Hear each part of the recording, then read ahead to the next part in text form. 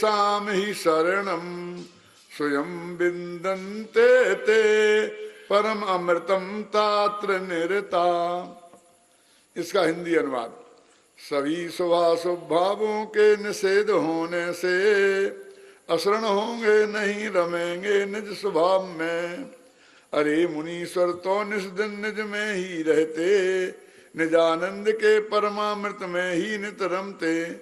देखो, निषिद्धे सर्विस्मिन, सर्विस्मिन निषिद्धे क्या, दुष्कृत सुकृत दुष्कर्मणि कर्मणि, सुकर्म अच्छे कर्म और बुरे कर्म इनका पूर्णतः निषेध कर देने पर, निषिद्धे सर्विस्मिन, संस्कृत जो जानते हैं सप्तमी का एक वचन है ना, इसका निषेध कर देने पर, प्रवृत्ते नैष्कर्यम न मुनिया संति शरणा, मुनि लोग अशरण नहीं होंगे। क्यों? कि वे निष्कर्म में प्रवृत्ति करेंगे। प्रवृत्ते नैष्कर्म्यम, निष्कर्म अवस्था में प्रवृत्ति करेंगे। ये भी थोड़ी बात समझ लो। जैन धर्म पर ये कहा जाता है कि जैन धर्म निर्वृत्ति प्रधान धर्म है और बाकी के धर्म प्रवृत्ति प्रधान धर्म है। ये सुना आपने कभी क्या? कि जैन धर्म में ये मत करो, ये मत करो, ये मत करो, एक मत करो, ऐसा ही ऐसा है। हिंसा मत करो, झूठ मत बोलो, चोरी मत करो, परिग्रह मत करो, दूसरे माँ बहन को मत छेड़ो, है ना, क्रोध मत करो, मान मत करो, माया मत करो, कसाय मत करो, रात्रि में भोजन नहीं करो, आलू मत खाओ, जमीकंद नहीं खाओ, बस नहीं नहीं नहीं नहीं, इसका नाम जैन धर्म है। इसलिए जैन धर्म कैसा है? निर्वृत्ति प्रधान है, ऐसा लोग कहते हैं। लेकिन ये बात सही नहीं है। जैन धर्म पर से निर्वृत्ति और स्व में प्रवृत्ति प्रधान है। उसमें प्रवृत्ति भी है लेकिन पर में प्रवृत्ति नहीं है। तो कहते तुम कौन सी अवस्था में पहुंच जाओ? कि नैष्कर्म अवस्था में, या कुछ नहीं करना। ये किस में नहीं करना? पर में। अभी स्व की बात नहीं है। गीता में आता है निष्काम कर्म, सुना कभी? कि बेटा तुम किए जाओ, फल की इच्छा मत करो। कर्मण्येवाधिकारास्ते मा फलेषु कदाचन, तुम तो काम किए जाओ, फल की इच्छा मत करो, मैं देख लूंगा फल को। निष्काम, बिना कामना के, बिना फल की इच्छा के काम करो, वहां करने का निषेध नहीं है। जैन दर्शन में 3 चेतनाएं हैं, एक ज्ञान चेतना, एक कर्म चेतना और एक कर्म फल चेतना।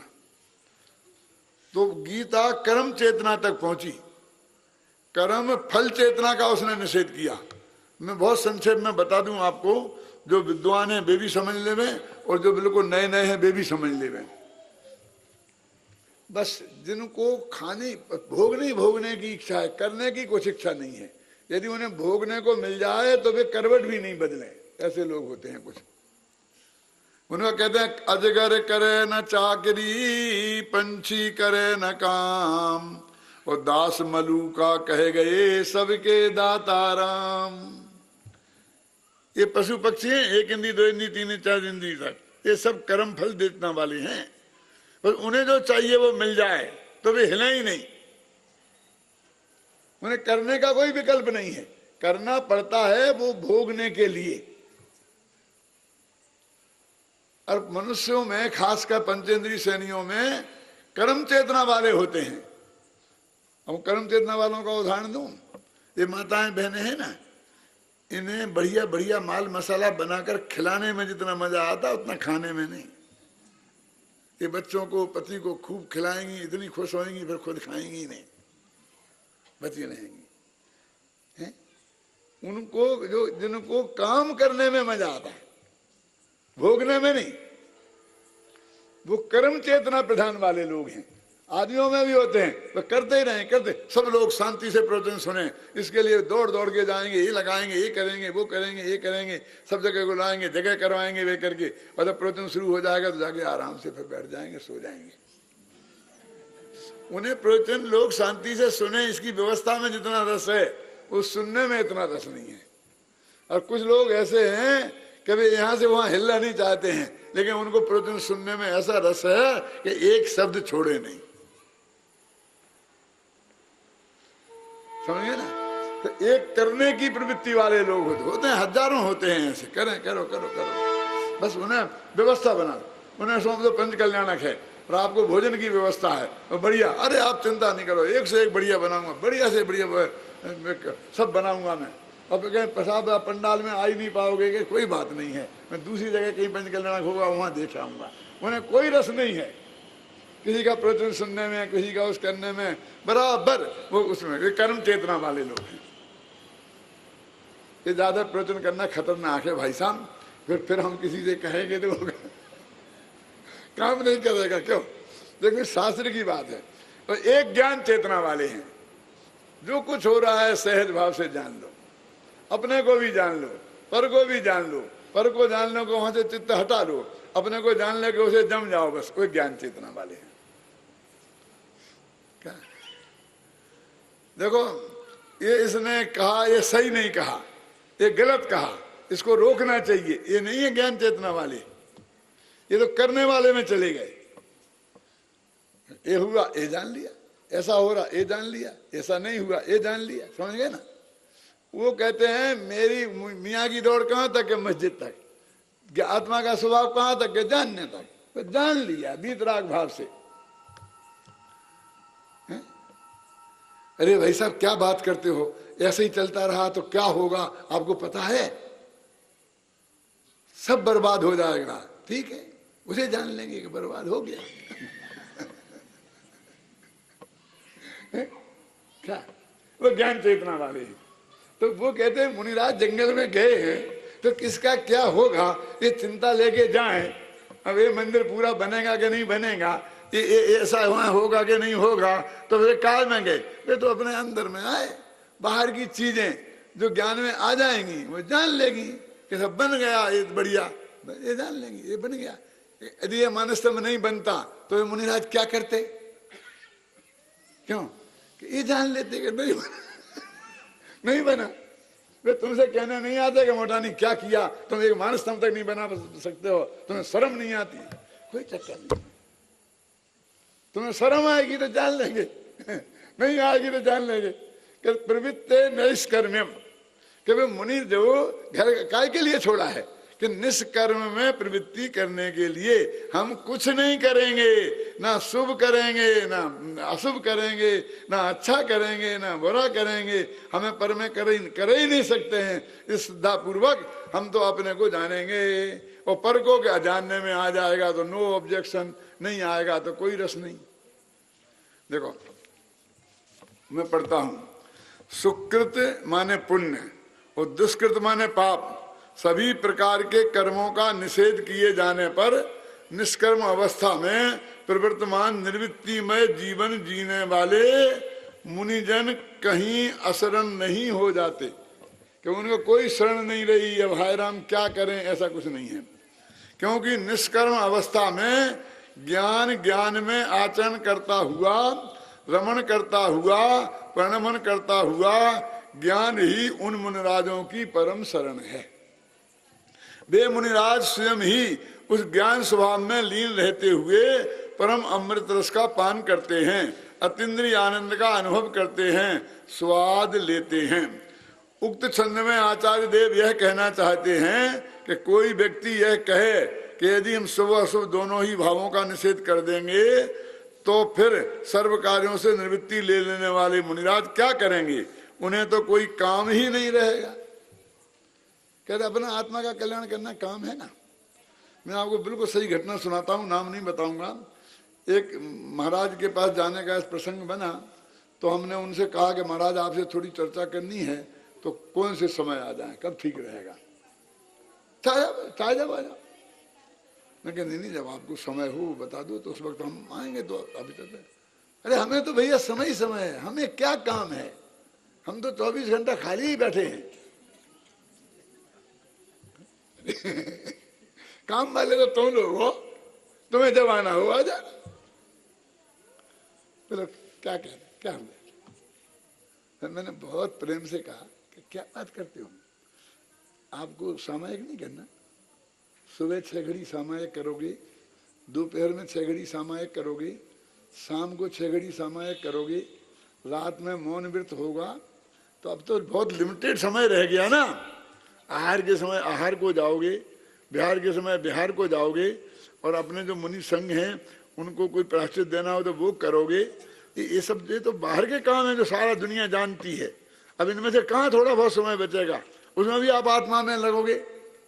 अरे आपको तो एक समय का समय नहीं मिलना चाहिए। भैया मेरे पास समय नहीं है, मेरे कोई समय, आप कहते 24 घंटा समय, कोई काम नहीं है, तो निठल्ले होने के लिए घर छोड़ा है। उन्हें पता ही नहीं है ये समय सारा अब क्या करें, ये सब काम देख खोजते फिरते हैं। घर छोड़ के आत्मा के कल्याण के लिए निकलते हैं, अब काम खोजते फिरते हैं कि क्या करें क्या करें क्या करें, ये करेंगे तो क्या हो जाएगा, ये क्या करेंगे, ये क्या करेंगे, ये इस महीना में वहाँ हो गया, वहाँ पर विधान है, वहाँ पर पूजा है, वहाँ पर पत्नी कल्याण है, वहाँ पर ये है, फिर यहाँ ये, 1 महीना खाली है, अभी क्या करेंगे इसमें, बनाओ तुम कोई कार्यक्रम बना दो, 1 महीना वहाँ घूमेंगे, नहीं होंगे तो 1 महीना कहाँ कटेगा इनका। गुरुदेव श्री ने जितनी खतरनाक बात कही है वो आपसे कहूंगा तो आपको अच्छा नहीं लगेगा। गुरुदेव ने कहा कि यदि तेरे से अकेले नहीं रहा जाता है, क्या लिखा ना, बाकी की बात तुम पूरी कर दो, यदि अकेले नहीं रहा जाता है तो शादी कर लेना, ऐसा लिखा है। लेकिन एक कुसंगति में, खोटे कामों में नहीं उलझना। और गुरुदेव ने जो ये बात कही है वो अपनी तरफ से नहीं की, उनने भी कहीं शास्त्र में से निकाल करके ये बात कही है कि तेरी प्रवृत्ति कम से कम एक सीमा में तो रहेगी, लेकिन यहाँ पर घर छोड़े घर घर फिरे तो अब कब हूं ना छोड़ो कन। एक पति पत्नी में जरा झगड़ा ज्यादा होता था तो पति ने देखा कि मानती नहीं है, एक दिन गुस्से में उसे आ गया और उसने एक कह दिया कि तू मुझे बहुत परेशान करती है तो मैं घर छोड़ के चला जाऊंगा, क्या, और जाके कहीं साधु हो जाऊंगा, मुनि संग में रहूंगा, आराम से तो रहूंगा, 2 रोटियां खाने को मिल जाएंगी, मैं तेरी कान सुनते सुनते पक गया हूं। पत्नी घबराई कि यदि ये चला गया तो मैं अकेली रह जाऊंगी, तो नहीं मैं कुछ अब कोई गलती नहीं करूंगा, ठीक है काम करूं। उसने देखा कि ये तो बहुत बढ़िया तरकीब मिल गई नहीं तो ये सुनती नहीं थी। तो धीरे धीरे हर बात में वो इसका प्रयोग करने लगा।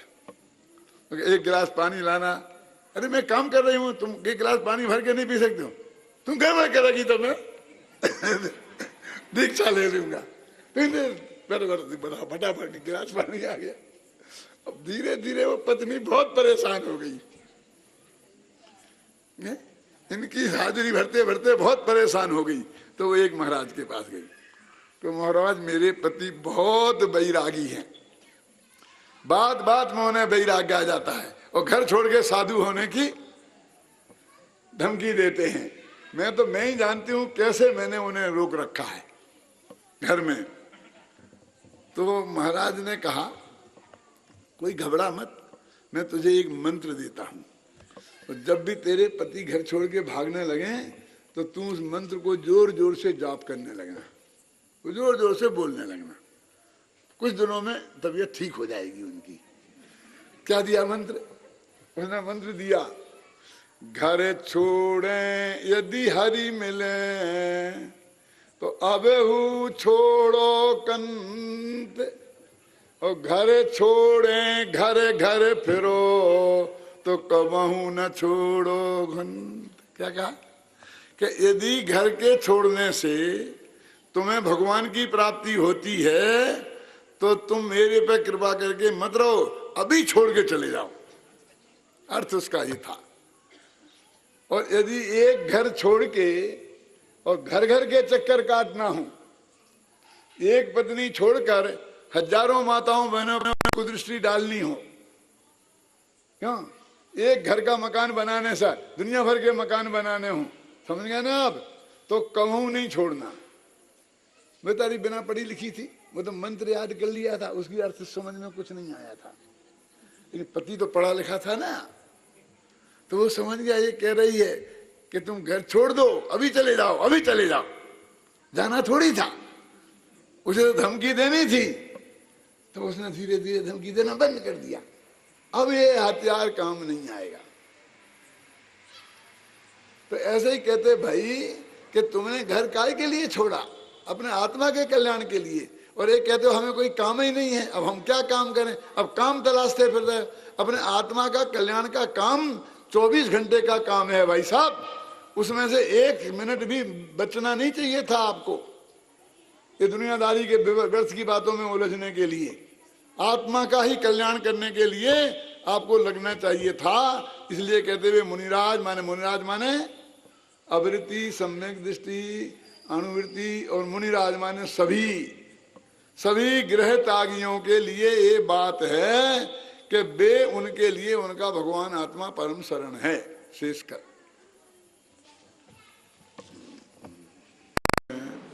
वे वर्धमान महान जिन विचरे हमारे ध्यान में। समय सार कर्मागम में पुण्य पाप अधिकार में 104 में कलश की चर्चा अपन ने कल शाम को की थी थोड़ी। उसमें सिर्फ एक बात कहना बाकी है, उसे कहकर फिर आगे अगली गाथा पर जाएंगे। मूल कलश में तो इतना पॉजिटिव बात कही है। पॉजिटिव माने निषिद्धे सर्वस्मिन् सुकृत दुरते कर्मणि किल प्रवृत्ते नैष्कर्म्य न मुनिया संति असरणा। पॉजिटिव क्या है इसमें कि सुकृत और दुरित, पुण्य और पाप दोनों ही कर्मों के पूरी तरह निषेध कर देने पर मुनिराज असरण नहीं होंगे, क्योंकि वे नईस कर्म में प्रवृत्ति करेंगे। तो पॉजिटिव बात है ना। अभी तो अपन समझते प्रवृत्ति, मैंने कल कहा था ना थोड़ा शाम को कि जैन दर्शन को निर्वृत्ति मार्ग कहते हैं। और क्योंकि इन सब ये छोड़ो, ये छोड़ो, ये छोड़ो, ये छोड़ो, तो आत्मा में जो प्रवृत्ति है उसे प्रवृत्ति नहीं मानते वे लोग। स्वसमय प्रवृत्ति इत्यर्था लिखा ना समय सार में, स्वसमय में प्रवृत्ति। तो कहते हुए निष्कर्म, यहाँ पर निष्कर्म में प्रवृत्ति करेंगे। गीता में कहा निष्काम कर्म और अपने कहा निष्कर्म कर्म। आगे जो विशुद्ध सर्वविशुद्ध ज्ञान अधिकार है ना, उसमें बहुत विस्तार से इस नैष्कर्म की कासाएं कलश हैं और बहुत अच्छे हैं। वो रोजाना पाठ करने लायक हैं। क्या मैं तो निष्कर्म में जाता हूँ, मैं तो निष्कर्म में जाता हूँ। वास्तव में तो अपने आत्मा में जाने की बात है, लेकिन चूंकि वहाँ कर्म है ना, तो उसका निषेध के लिए यहाँ इसे निष्कर्म कहा है।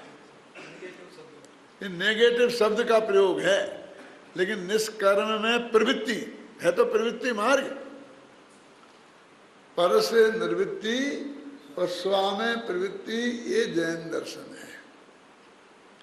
और सारी दुनिया स्वा को तो एक तरफ छोड़ देती है और पर में प्रवृत्ति और पर से निर्वृत्ति। इसलिए वो कहते पर में जगह वो लोग क्या मानते हैं? अहिंसा को। देखो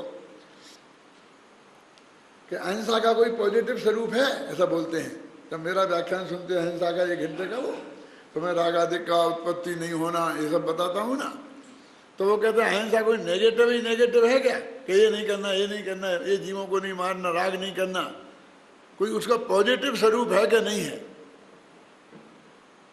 और फिर वो लोग कहते हैं कि पॉजिटिव स्वरूप क्या है कि गौशालाएं खोलना, कोई किसी को मार रहा हो तो उसे बचाना, ये पॉजिटिव स्वरूप है क्या? और अपने यहाँ तो पर में प्रवृत्ति नेगेटिव है और अपना में प्रवृत्ति पॉजिटिव है। इस पॉजिटिव को तो वो जानते ही नहीं, इसलिए वो कहते हैं ये नेगेटिव ही नेगेटिव बात करते हैं कि ये मत करो, ये मत करो, ये मत करो। करो क्या ये बताते नहीं है क्योंकि अपने आत्मा में लीन हो, निष्कर्म करो, ये बात उनकी समझ में आती नहीं है। अभी जो इस कलश में जो पूरी बिल्कुल पॉजिटिव है, वो खुद ही कह देते हैं कि हमने शुभाशुभ भाव का निषेध किया, तो तुम ये समझ लेना कि मुनि असुर नहीं हो जाएंगे, उनको तो अपने आत्मा के ध्यान का बहुत बड़ा काम है। ये पॉजिटिव है ना। अब बनारसी दास ने इसे प्रश्नोत्तर में कन्वर्ट कर दिया, तो 4 लाइनों में प्रश्न और 4 लाइनों में उत्तर, बस ये जो अंतर है वो ये बताना मुझे बाकी था। बस देखो बनारसी दास का पढ़ते हैं। शिष्य कहे स्वामी तुम्हें करनी सुबह सुबह, कीनी है निषेध मेरे संशय मन माही है, मुख के सदैया ज्ञाता देश विरेती मुनि, तिनकी अवस्था तो निरावलंब नहीं है। कि उनने 4 लाइन में प्रश्न बना दिया। एक विशेषता तो मैंने कल बता दी थी कि उनने अकेला मुनिया लिखा और इनने अब ज्ञाता माने सम्य दृष्टि, देश वृत्ति और मुनि ये तीनों ले लिए। ऐसा क्यों किया? भैया अमृतचंद्र मुनि थे तो उन्हें मुनियों की समस्याएं दिखाई देती थी क्या है? और ये बनारसी दास जी गृहस्थ थे तो इन्हें गृहस्थों की समस्या दिखाई देती थी कि भाई मुनि तो अशरण नहीं होंगे लेकिन गृहस्थ तो अशरण हो जाएंगे, तो गृहस्थों को तुम अशुभ भाव का निषेध क्यों करते हो? तो उन्होंने क्या दिया, सबको एक सी ही पोजीशन है। ये कहा था कल भी कि बहन श्री बहन जैसा पवित्र है, ये 24 घंटा स्वाध्याय में लगी रहती हैं और बात्सल्य भाव तो इनका इतना है कि अभी आप कल्पना नहीं कर सकते हम जितना अनुभव करते हैं। इनके लिए हमने कुछ नहीं कहा, और सुनो सब पुरुषों के लिए भी नहीं कहा, पुरुष ब्रह्मचारी जो ज्ञान ध्यान में लगे हैं उनके लिए नहीं कहा। हमारे ब्रह्मचारी यशपाल जी हैं तो वे पढ़ने ही पढ़ाने में रहते हैं, जहाँ जाते हैं गुणस्थान पढ़ाते रहते हैं। क्यों? दूसरी कोई बातें नहीं करते हैं, किसी चीज में उलझते ही नहीं है। ये आपके हेमचंद जी हैं, ये 24 घंटा पढ़ते ही रहते हैं। जब हम आते हैं तो ए दादा मोक्ष में प्रकाशक में यहाँ ये फलानी जगह, ये फलानी जगह, ये प्रसंसार में ये वही बातें। अरे ये तो करने के लिए हम कह रहे, तुम कोई 7वें गुणस्थान में चले जाओगे हमेशा थोड़ी मानते। ये स्वाध्याय रूप प्रवृत्ति ये तो इसका तो हमने समर्थन किया था, लेकिन ना शुभ है ना शुद्ध है। और वो बिल्कुल 24 घंटा गृहस्थी में भी होते तो ऐसे अशुद्ध में नहीं उलझते, वैसे उलझे हैं उनकी तरफ हमने थोड़ी सा संकेत किया था। हैं? अब देख दिक्कत है ना कि नाम लेके कर दें तो वो झगड़ा खड़ा होता है। क्यों? नाम लेके कर दें झगड़ा खड़ा होता है, नाम नहीं ले तो फिर कॉन्वेंट में सब पे चला जाता है। लेकिन वास्तव में स्थिति ऐसी है कि जिसका जीवन में ऐसा है ही नहीं उसको क्यों अपने माथे पर लेना है ही नहीं भाई। उस साथ में वो बात भी तो बताई ना, रेल में एक दाढ़ी वाले मियाँ जी बैठे गए थे, जा रहे थे, लंबी दाढ़ी थी। सामने की बेंच पे कुछ कॉलेजी लड़के बैठे थे, तो आप उनकी मजाक उड़ाने के लिए आपस में कहते थे, एक दूसरे से कहता है सुना तुमने ये जो दाढ़ी वाले जितने मियाँ होते हैं ना वो 1 नंबर के बेवकूफ होते हैं, 1 नंबर के मूर्ख होते हैं। नहीं दूसरा नहीं, ऐसी बात बिल्कुल गलत है। ऐसे कह के वो बात को बढ़ाते थे और उसी बात को तो मियाँ अकेला बेचारा ज्यादा क्या बोले, अंदर से गुस्सा तो बहुत आ रहा था। तो उसने क्या किया, अपनी जेब में से माचिस निकाली और दाढ़ी ऐसी पकड़ी, माचिस की आग लगाई और दाढ़ी में आग लगाई, ऐसा हाथ से पकड़ के। तो वो दाढ़ी जली तो हाथ जला तो हाथ छोड़ दिया, पूरी दाढ़ी जल गई, चेहरा जल गया। और फिर बोला अब बोलो तुम कि दाढ़ी वाले मियाँ मूर्ख होते हैं। बोले अब क्या बोलने की जरूरत है, तुमने प्रूफ पेश कर दिया। क्यों? तो भैया वो तीव्र कसार वाले जो लोग हैं, यदि उनका नाम ले दें तो वे प्रमाण पेश कर देंगे, लेने के देने पड़ जाएंगे। क्या क्या? लेकिन हम इतना समझते हैं कि इतना तो आप सब लोग समझते ही हैं और इस झंझट में नहीं पढ़ना चाहते हैं, इसलिए ऐसी बात थी, ऐसा विकल्प नहीं करना। यहाँ भी यही लिखा देखो कि देशवृत्ति ज्ञाता, ये प्रकरण था ना मुनीष, तिनकी अवस्था तो निरावलंब नहीं है। ये शिष्य का प्रश्न है, साफ लिखा कि शिष्य कहे और फिर उत्तर दिया, कहे गुरु, यानी शिष्य गुरु के संवाद के रूप में उन्होंने पलट दिया। संवाद वैसे गद्य में होते हैं क्यों, लेकिन उन्होंने पद्य में भी संवाद के रूप में रख दिया, इसलिए तो इसे नाटक समय सार बोलते हैं ना। नाटक क्यों? कि नाटकों में संवाद होते हैं, और वहाँ एक गुरु बैठा होता है, एक शिष्य बैठा होता है, समझना? तो फिर गुरु ने कहा, शिष्य ने कहा, ऐसा नहीं बोलना पड़ता। वो शिष्य हाथ जोड़ कर, हे गुरुदेव, यदि ऐसा आप कहोगे कि स्वभाव भी हे हैं, तो फिर सारे ज्ञाता, देशवृत्ति और मुनि ऐसे हो जाएंगे, इसलिए आप सबको हे मत कहो। तो गुरु जी, नहीं बेटा, ऐसा नहीं है, उन्हें कोई निरावलंब नहीं होंगे, अपने भगवान आत्मा का ध्यान करने की जब उनके है, तो ऐसा संवाद होता है ना, तो गुरु कहें शिष्य कहें नहीं बोलना पड़ता है। लेकिन आप जानते हैं नाटक दो तरह के होते हैं राजेंद्र जी। कौन कौन? एक श्रव्य नाटक और एक पाठ्य नाटक। कुछ नाटक तो ऐसे होते हैं जो सुने जाते हैं, पढ़े जाते हैं, और कुछ ऐसे होते हैं जो लिखे जाते हैं, वो देखे जाते हैं, किए जाते हैं, वो देखे जाते हैं। नहीं समझे? जो अभिनय स्टेज पर, क्यों नहीं, स्टेज पर एक आदमी पूछेगा, दूसरा बोलेगा, तो वो गुरु शिष्य नहीं बताना पड़ेगा, वो तो अपने आप उसके मुंह में डाल देंगे, गुरु जी ऐसा कहोगे तो ऐसा, लोग नहीं शिष्य, नहीं बेटा, ऐसा नहीं है, तो उसमें समझ में आ जाएगा ना। लेकिन अब जो पढ़ने है अकेला, उसमें क्या करें? तो जो पठनीय नाटक होते हैं, समय सार नाटक जैसे, उनमें ऐसा लिखना पड़ता है, गुरु कहे शिष्य कहे।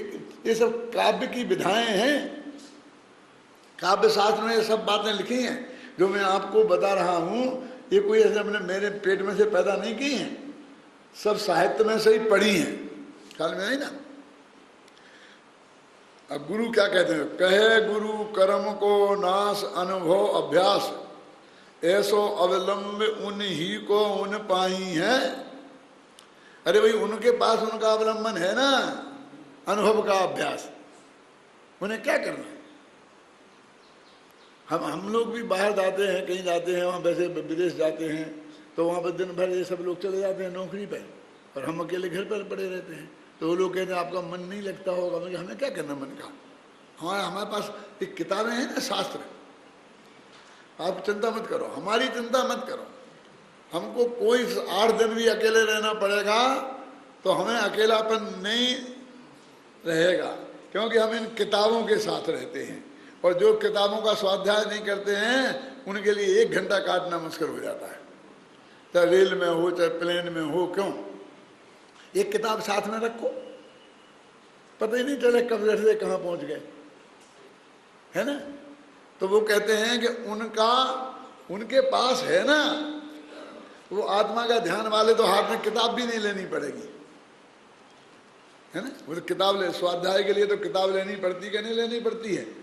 तो कभी किसी को आंख से कम दिखता है, गाड़ी हिलती है तो पढ़ नहीं सकते हैं, होता कि नहीं होता? हमारी और आपकी हालत ऐसी हो जाती कि नहीं? तो अपने पास इतना माल है ना, क्या करना अपन को।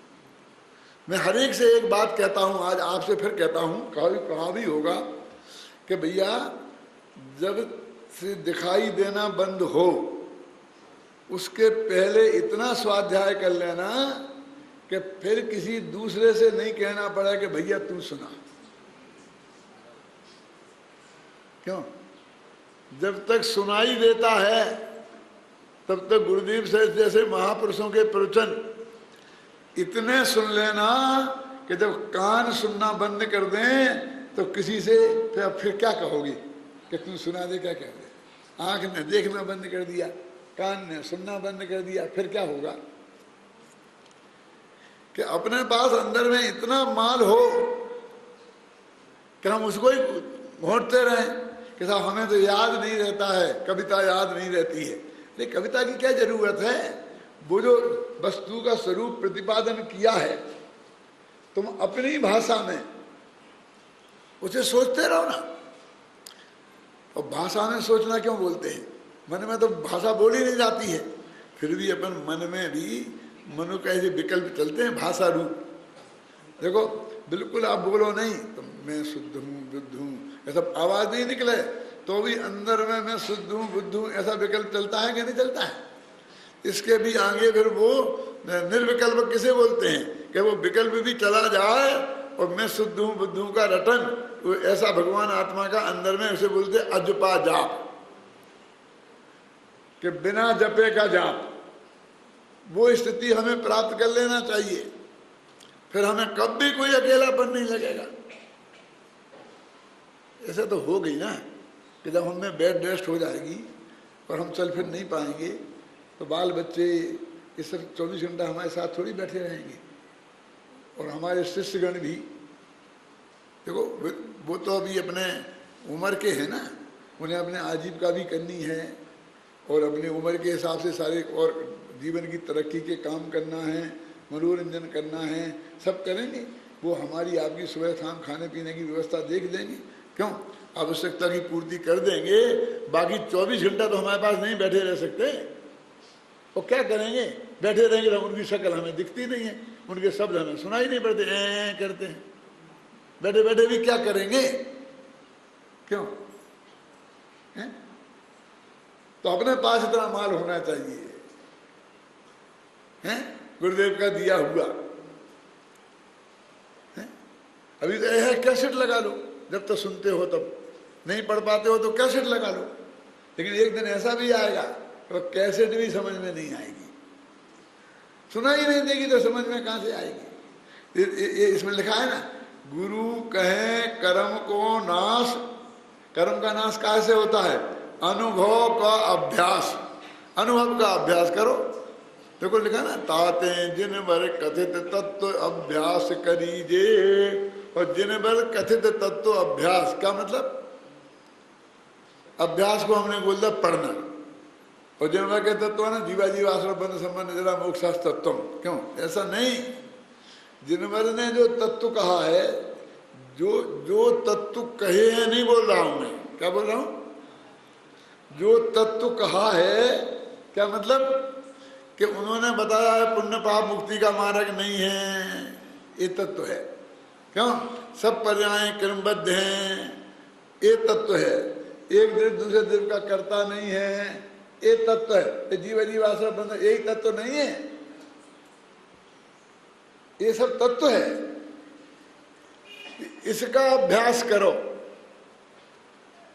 वो इन सबसे भिन्न मेरा एक भगवान आत्मा है, वो त्रिकाली ध्रुव है, उसमें कोई कहीं कुछ जाता नहीं है। उसके ध्यान का नाम धर्म है, उसके ज्ञान का नाम धर्म है, उसके सिद्धांत का नाम धर्म है।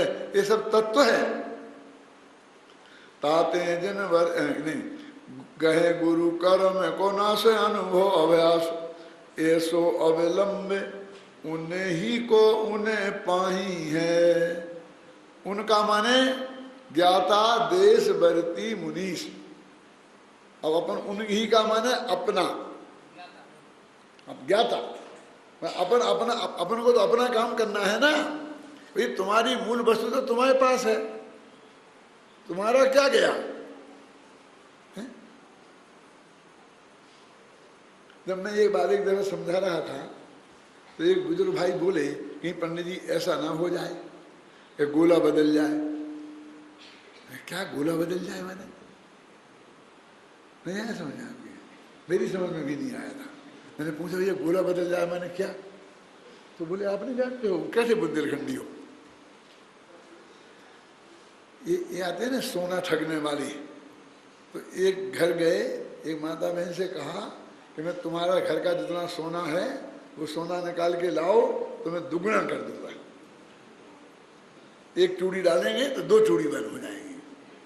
जो सोना दुगना करने वाले आते हैं ना, बहुत ठगिया, तो उनने क्या किया कि वो सब उतार के ले आए घर के साथ सोना, ला करके उन्होंने एक मिट्टी, गीली मिट्टी बनाई और मिट्टी के गोले के अंदर वो सोने के सब रख दिए और वो गोला बना दिया, उसके अंदर बिल्कुल वे सब गहने रख दिए। और एक कहा कि अभी एक बढ़िया अग्नि का कुंड बनाओ और अग्नि के कुंड में ये गोला रख देंगे, ख्याल में आई ना, और फिर ये तपेगा करेगा तो दोनों, फिर जब खोलेंगे तो ये डबल निकलेगा, है ना। तो वो उसने रखा। अब किसी काम के बहाने से उसने उस महिला को घर में भेजा कि ये लाओ पानी, लाओ कोई भी चीज लाओ। वो बेचारी गई तो उसने अपने थैले में से उतनी बड़ा एक गोला और था, वो निकाल के उसमें रख दिया और वो गोला बदल के अपने थैले में रख लिया। क्या अब फिर जाकर के उसे लगा कि आग लगा दी, वो बनने लगे, बैठे रह गए। और फिर ऐसा कह के कि मैं अभी आता हूँ पेशाब करके, और वो बाहर लेके निकल गया, वो भाग गया। तो बहुत देर तक नहीं आया, तो मैंने सोचे कि अब क्या होगा, अब क्या होगा। वो तो भाग गया, कहाँ है कहाँ है, कि भाग जान दो, अपना गोला तो यहीं रखा गोला तो इसमें ही रखा है, तो गहने तो इसमें ही है ना, क्यों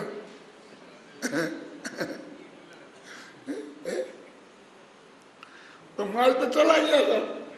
तो ऐसे तुम कह रहे हो वो अपना भगवान आत्मा हम अपने ही पास है, अपने ही पास है, अपने ही पास है, और कहीं गोला तोड़े और कुछ निकला ही नहीं, कहीं गोला ना बदल जाए। तुम हमसे पुण्य तो छुड़वा दो पूजा पाठ तो छुड़वा दो, क्यों।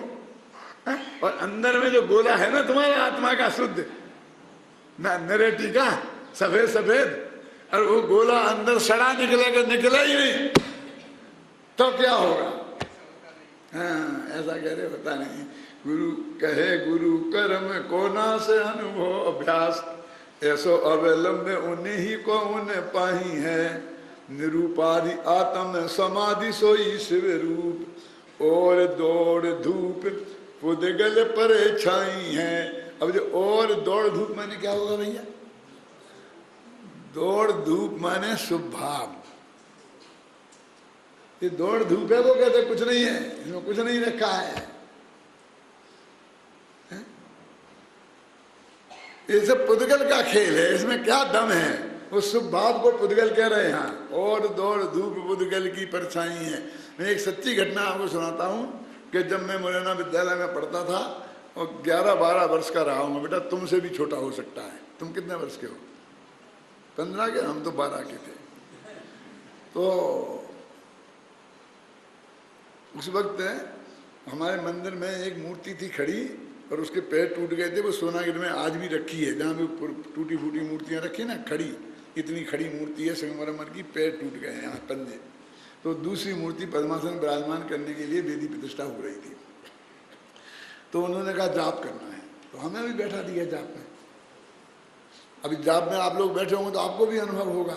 तो सामने एक वो रख देते हैं जला करके, उसमें धूप डालें, धूप डालो इसमें, और फिर इस हाथ में माला, इसमें से धूप लो, और वो ऐसा हाथ होना चाहिए, ऐसा नहीं हो सकता। फिर ये उंगली छूना नहीं चाहिए, फिर ये उंगली छूना नहीं चाहिए, फिर इतने से होना चाहिए, फिर ऐसी धूप डालो, उसमें से धुआं निकलता है धूप डालो तो एकदम गला खराब होता है, खांसी आती है।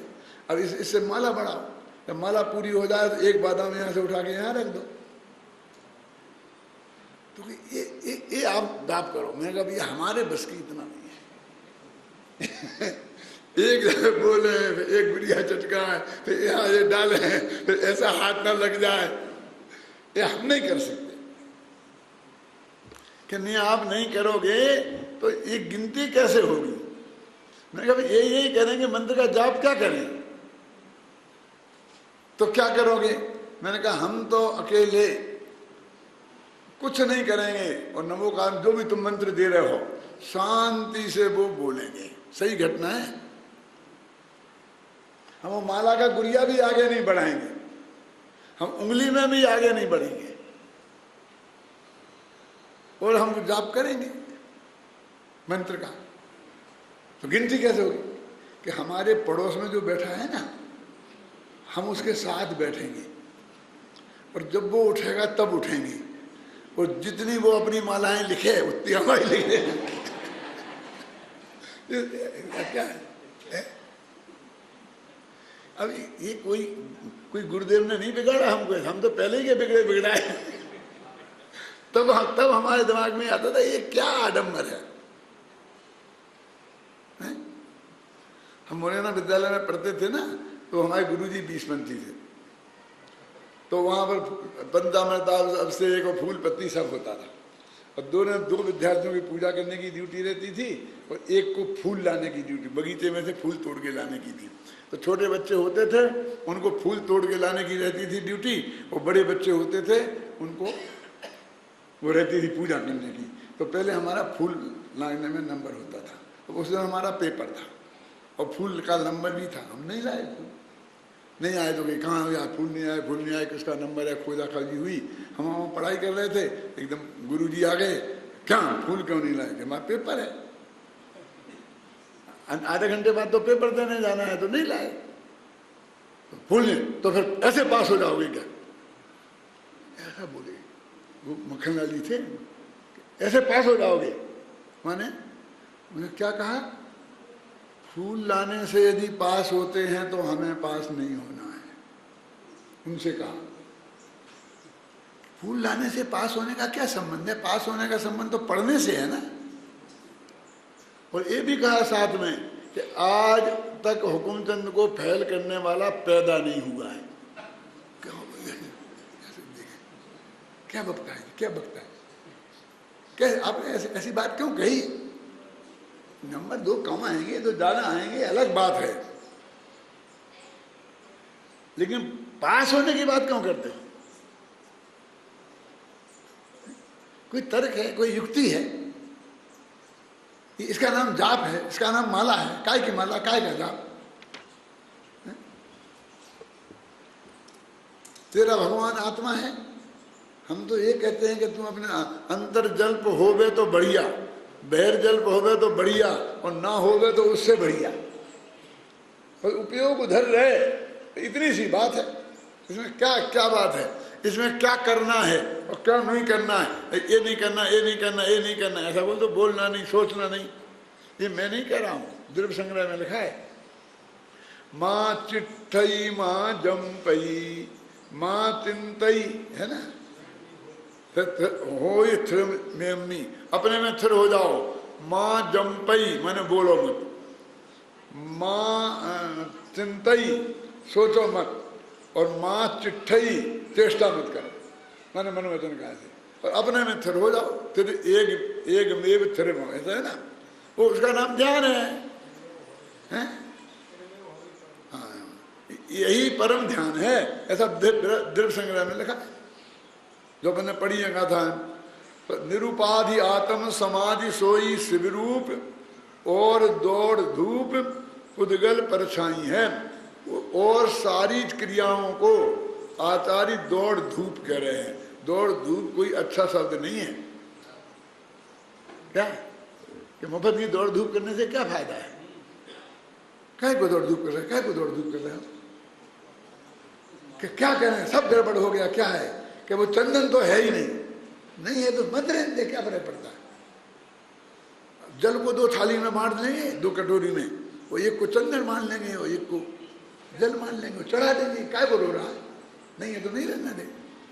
क्या कैसा कहता कि जल को चंदन मान लेंगे? अरे स्थापना निक्षेप है ना, ऐसा कैसे चल सकता है? सब चल रहा है ना, भगवान भी स्थापना निक्षेप, ये चुटके भी स्थापना निक्षेप, दीपक की, ये क्या नहीं है? यहाँ तो सभी, और हम भी इंद्र बन गए, हम इंद्र फिंद्र है ही नहीं। हम तो मनुष्य हैं, क्यों मनुष्य कहते हैं कि पूजा नहीं कर सकते? पूजा करने के लिए कार्टून बनना जरूरी है? क्यों? हम जैसे कपड़ा पहने वैसे कपड़े नहीं रह सकते बोलिए? क्यों? ये काय के मुकुट, काय के ये, काय के ये, मुझे तो बिल्कुल अच्छा नहीं लगता है। अब जितना ये प्रतिष्ठा चालू कराते हो तो बर्दाश्त करना पड़ता है, लेकिन मैं अपने माथे पे तो नहीं करने देता। पर आज नहीं, मेरी 18-19 वर्ष की उम्र में शादी हुई थी, तब भी मैंने इन रोजाना के पहने हुए कपड़े इनसे ही किया था। किसी को मुकुट नहीं बांधने दिया, किसी को तिलक नहीं लगाने दिया, किसी को माहौर नहीं लगाने दिया। जिसको फेरे पाड़ना हो तो ऐसे पाड़ दो, और नहीं पाड़ना हो तो मत पाड़ो। और तुम्हें पाड़ने की क्या देर हुआ, हम ही पाड़ देंगे। वो पंडित बोलता था वो तो हम ही गाता था सब, हम उससे अच्छा बोल देते थे, पर हम ही पाड़ देंगे। बताते थे उसमें क्या है, कुछ नहीं। उस वक्त से बिल्कुल आदम है ना। कहाँ के जैसे कोई संस्कार था गुरुदेव जैसे, वहाँ उसका कोई समागम रहा होगा कभी, बोलते था। अब अपना अगला कलश, अगली का था 151। परमट्ठो खलु समयो शुद्धो जो केवली मुनीणानी तम मट्ठदा सहावे मुनिनो पावंति ने बाणम। विचित्र गाथा है। परमार्थ, समय, शोध, केवली, मुनि, ज्ञानी, सहाब, ये सब एक आत्मा के नाम हैं। बोलो क्या, केवली भी आत्मा का नाम। त्रिकाली ध्रुव है। ये त्रिकाली ध्रुव को किन किन शब्दों से कहा। केवली अपन केवल ज्ञान वाले को बोलते ना, रानी ज्ञान बजा से प्रणमित वाले को बोलते नहीं, सब त्रिकाली ध्रुव। और ऐसे तम्मिठदा, ऐसे उस आत्मा में जिसके इतने नाम हैं, स्थिर होना वाले मुनियों को ही मोक्ष की प्राप्ति होती है। यहां भी मुनि का अर्थ वही लगा लो। चौथे से लेके गुणस्थान वाले सब मोक्ष मार्ग में चल रहे हैं। ख्याल में है ना, मुनिनो पावंती निब्बाणम। इसको ले करके सामने वाले कि देखो क्लियर लिखा कि मुनियों को ही मोक्ष होता है, मुनियों गृहस्थों को मोक्ष होता ही नहीं। अरे भैया, हम भी कहते हैं गृहस्थों को मोक्ष नहीं होता, कोई हम श्वेतांबर थोड़ी हैं। श्वेतांबर मानते हैं गृहस्थों को मोक्ष तो क्यों कि, लेकिन गृहस्थों को मोक्ष नहीं होता ये बात भी सही नहीं है। गृहस्थ को जब मोक्ष होता है तो बीच में भी मुनि बन जाते हैं।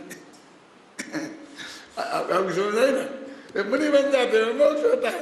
अब कोई कहे कि सब शास्त्र में लगाते, उसका तो अर्थ ये है क्यों, उसका अर्थ तो ये है, क्या समझ आए ना, कि पहले मुनि हो जाएंगे फिर मोक्ष हो जाएगा। गुणस्थान तो एक क्रम से ही बढ़ेंगे कि नहीं बढ़ेंगे। ऐसे मुनियों को निर्वाण की प्राप्ति होती है। अब देखो इस गाथा की विशेषता। टीका में अमृतचंद्राचार्य ने एक एक शब्द का व्युत्पत्ति जन्य अर्थ किया है। क्या आत्मा को यदि परमार्थ कहते हैं तो उसका मतलब क्या, समय कहते हैं तो उसका मतलब क्या, शुद्ध कहते हैं तो उसका मतलब क्या, केवली कहते हैं तो उसका मतलब क्या, मुनि कहते हैं तो मतलब क्या, रानी कहते हैं तो मतलब क्या, सहाब कहते हैं तो मतलब क्या, हर एक का अर्थ बता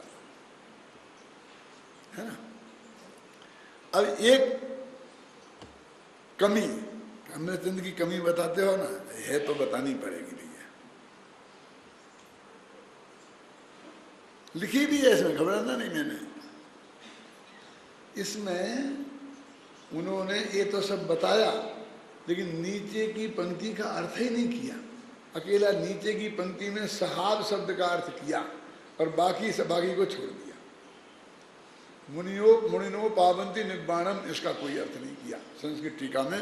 इसलिए ये एक टीका भी लाया हूँ क्या, आपने ही रख दी है भाग्य से। मेरे को भी विकल्प था कि रख दो तो अच्छा है। इसमें देखो पढ़ो जी, इसमें उसके बाद में मुनियो पावंती निब्बाणम का संस्कृत में अर्थ नहीं है। तो मैंने हिंदी में भी कहाँ से लिखते, कभी सोचा स्वाध्याय में आई ख्याल में? बोलो। हाँ,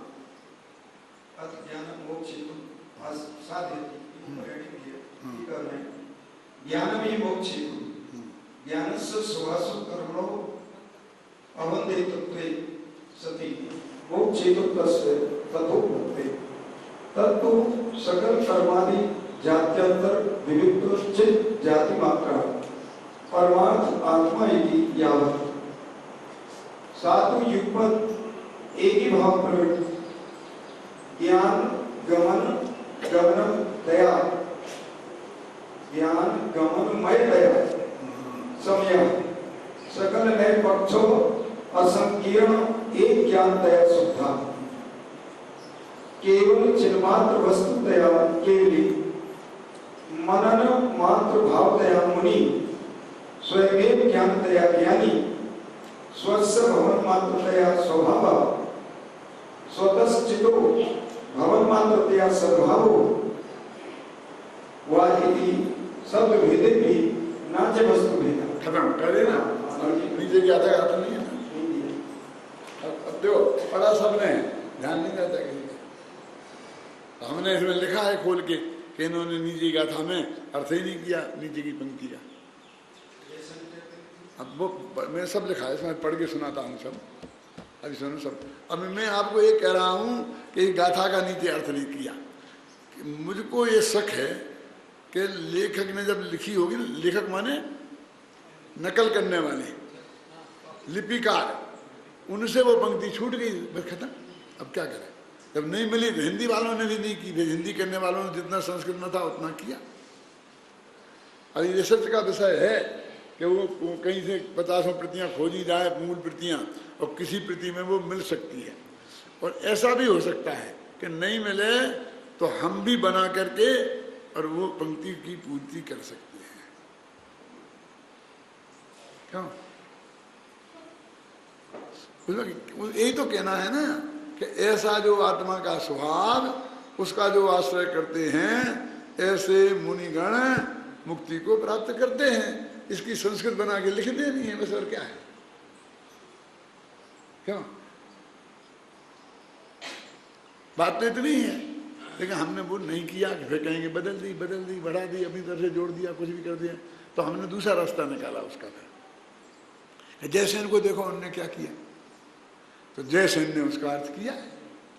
हमने दोनों का अर्थ करके और नीचे का फिर अपना तीसरा अर्थ किया। तीसरा अर्थ माने दोनों को मिलाकर एक तीसरा अर्थ बनाया। अब तीनों पढ़ेंगे अपन, कौन कौन? अमृतचंद का, जयसेन का, और फिर अपन ने बनाया तीसरा वो। तब आपके ख्याल में आएगी कि क्या बात पूरी है। घर पे पढ़ना, शांति से स्वाध्याय कर देंगे, है ना। यहाँ भी हम पढ़ते हैं। अब आत्मख्याति में लिखा देखो, ज्ञान मोक्ष का कारण है। अब ये ज्ञान मोक्ष का कारण है, मालूम कौन सा ज्ञान है? वो त्रिकाली ध्रुव, क्योंकि ये सारे उसी के विशेषण हैं। अब अपन ज्ञान मोक्ष का कारण है। ज्ञान में विहितम शिव हेतु, ये पीछे के कलश में कहा था ना, उसी को गाथा में कह रहे हैं। ज्ञान ही मुक्ति का साधन है। अब यहाँ ज्ञान का, ज्ञान के 3 अर्थ होते हैं। कौन होते हैं 3?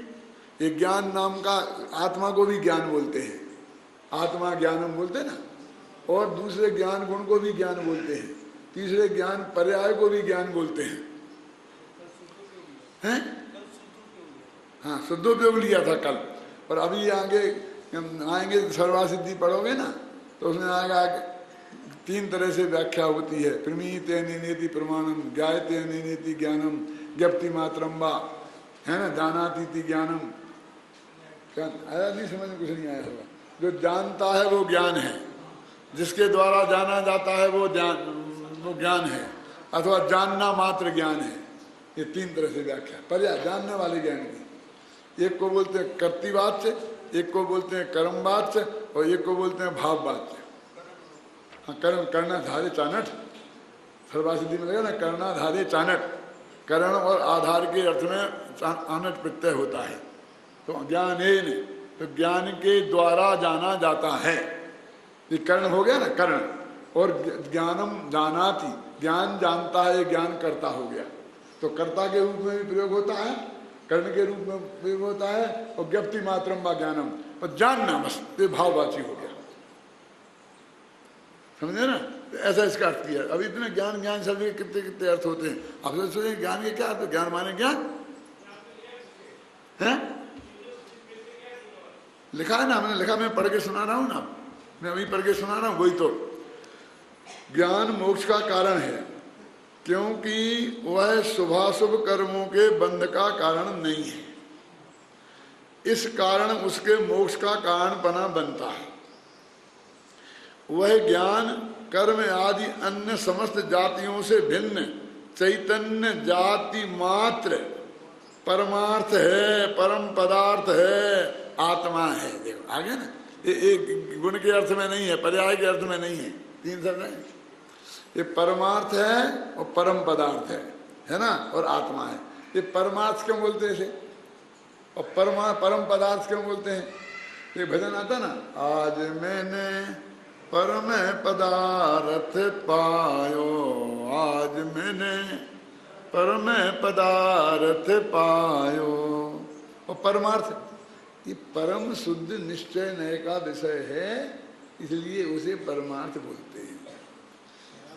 परमार्थ माने क्या, कि जो परम शुद्ध निश्चय नय का विषय है वो परमार्थ, परम अर्थ, समझिए ना, अथवा परम भाव ग्राही शुद्ध द्रव्यार्थिक नय का विषय है, इसलिए उसे बोलते हैं परमार्थ। तो अर्थ माने होता है पदार्थ, तो चाहे परम अर्थ कहो चाहे परम पदार्थ कहो, दोनों का एक ही अर्थ है ना। परमार्थ प्रयोजन है, माने आत्मा जिसका प्रयोजन है ना। तो देखो क्या, चैतन्य भिन्न चैतन्य जाति मात्र, वो उसी को परमार्थ है, परम पदार्थ है, आत्मा है। अब वह ज्ञान जो, कौन ज्ञान, जो परमार्थ है, जो परम पदार्थ है, सामने जो आत्मा है, अर्थात वो आत्मा एक ही साथ एक रूप से प्रवर्तमान ज्ञान और गमन परिणमन रूप स्वरूप होने से समय है। अब ये क्या चक्कर है, देखो ये तो पहले दूसरी गाथा में आ गया है। एक बात समझ लो, जितनी भी धातु समझे, धातु सब समझते हैं, धातु माने क्रिया शब्द है, जिनसे क्रियाएं बनती हैं, उन शब्दों को, मूल शब्दों को धातु बोलते हैं। जैसे करोति एक क्रिया है, तो इसको डुक्री, डुक्री धातु है। भवती एक क्रिया है, तो भू धातु है। धातु का मतलब समझ गया। देखो एक आयुर्वेद की धातु होती है, ये सप्त धातु होती है ना, मांस खून मज्जा। एक ये बर्तनों वाली धातु होती है, सोना चांदी, और एक शब्दों वाली धातु होती है, ये समझे ना, पंडितों की धातु। तो कहते हैं, कहाँ गए पढ़ रहे थे अपन, यह ज्ञान आत्मा। अब जो भी धातु का अर्थ जानना होगा, एक गमन होगा, उसका गारंटी से, नियम से अर्थ जानना भी होता है, आंख बीच के करना। गम धातु, गम माने जाना, टू गो और टू नो। गम धातु का अर्थ टू गो भी होता है और टू नो भी होता है। ये नियम है, ये साधारण नियम है व्याकरण का। तो अब कैसा अर्थ करें कि जो चले सो ज्ञान और जो जाने सो ज्ञान, ठीक है ना। अब यदि एक गम धातु का प्रयोग पुद्गल के साथ हो, क्योंकि वो ही चलता है पुद्गल, बाकी दिन तो चलते नहीं, जीव पुद्गल दो ही चलते हैं। तो अकेले पुद्गल के साथ हो तो उसका अर्थ हमें ऐसा गमन करेंगे, चलना कहे, परिणमन करेंगे, परिणमन भी है, आप समझ, वहां पर जानना नहीं लेना।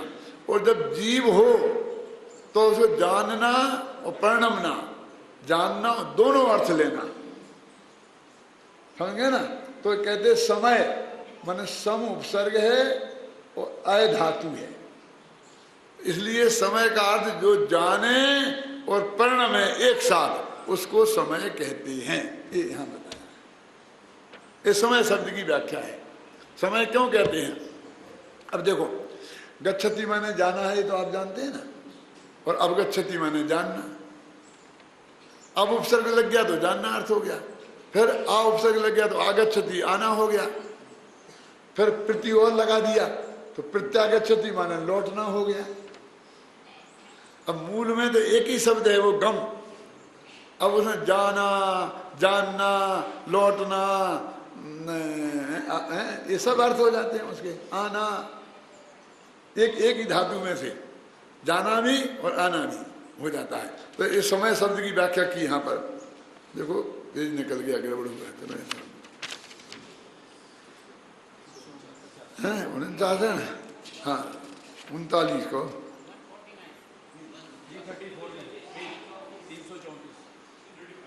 इसमें तो नहीं हो सकता, 334 होगा।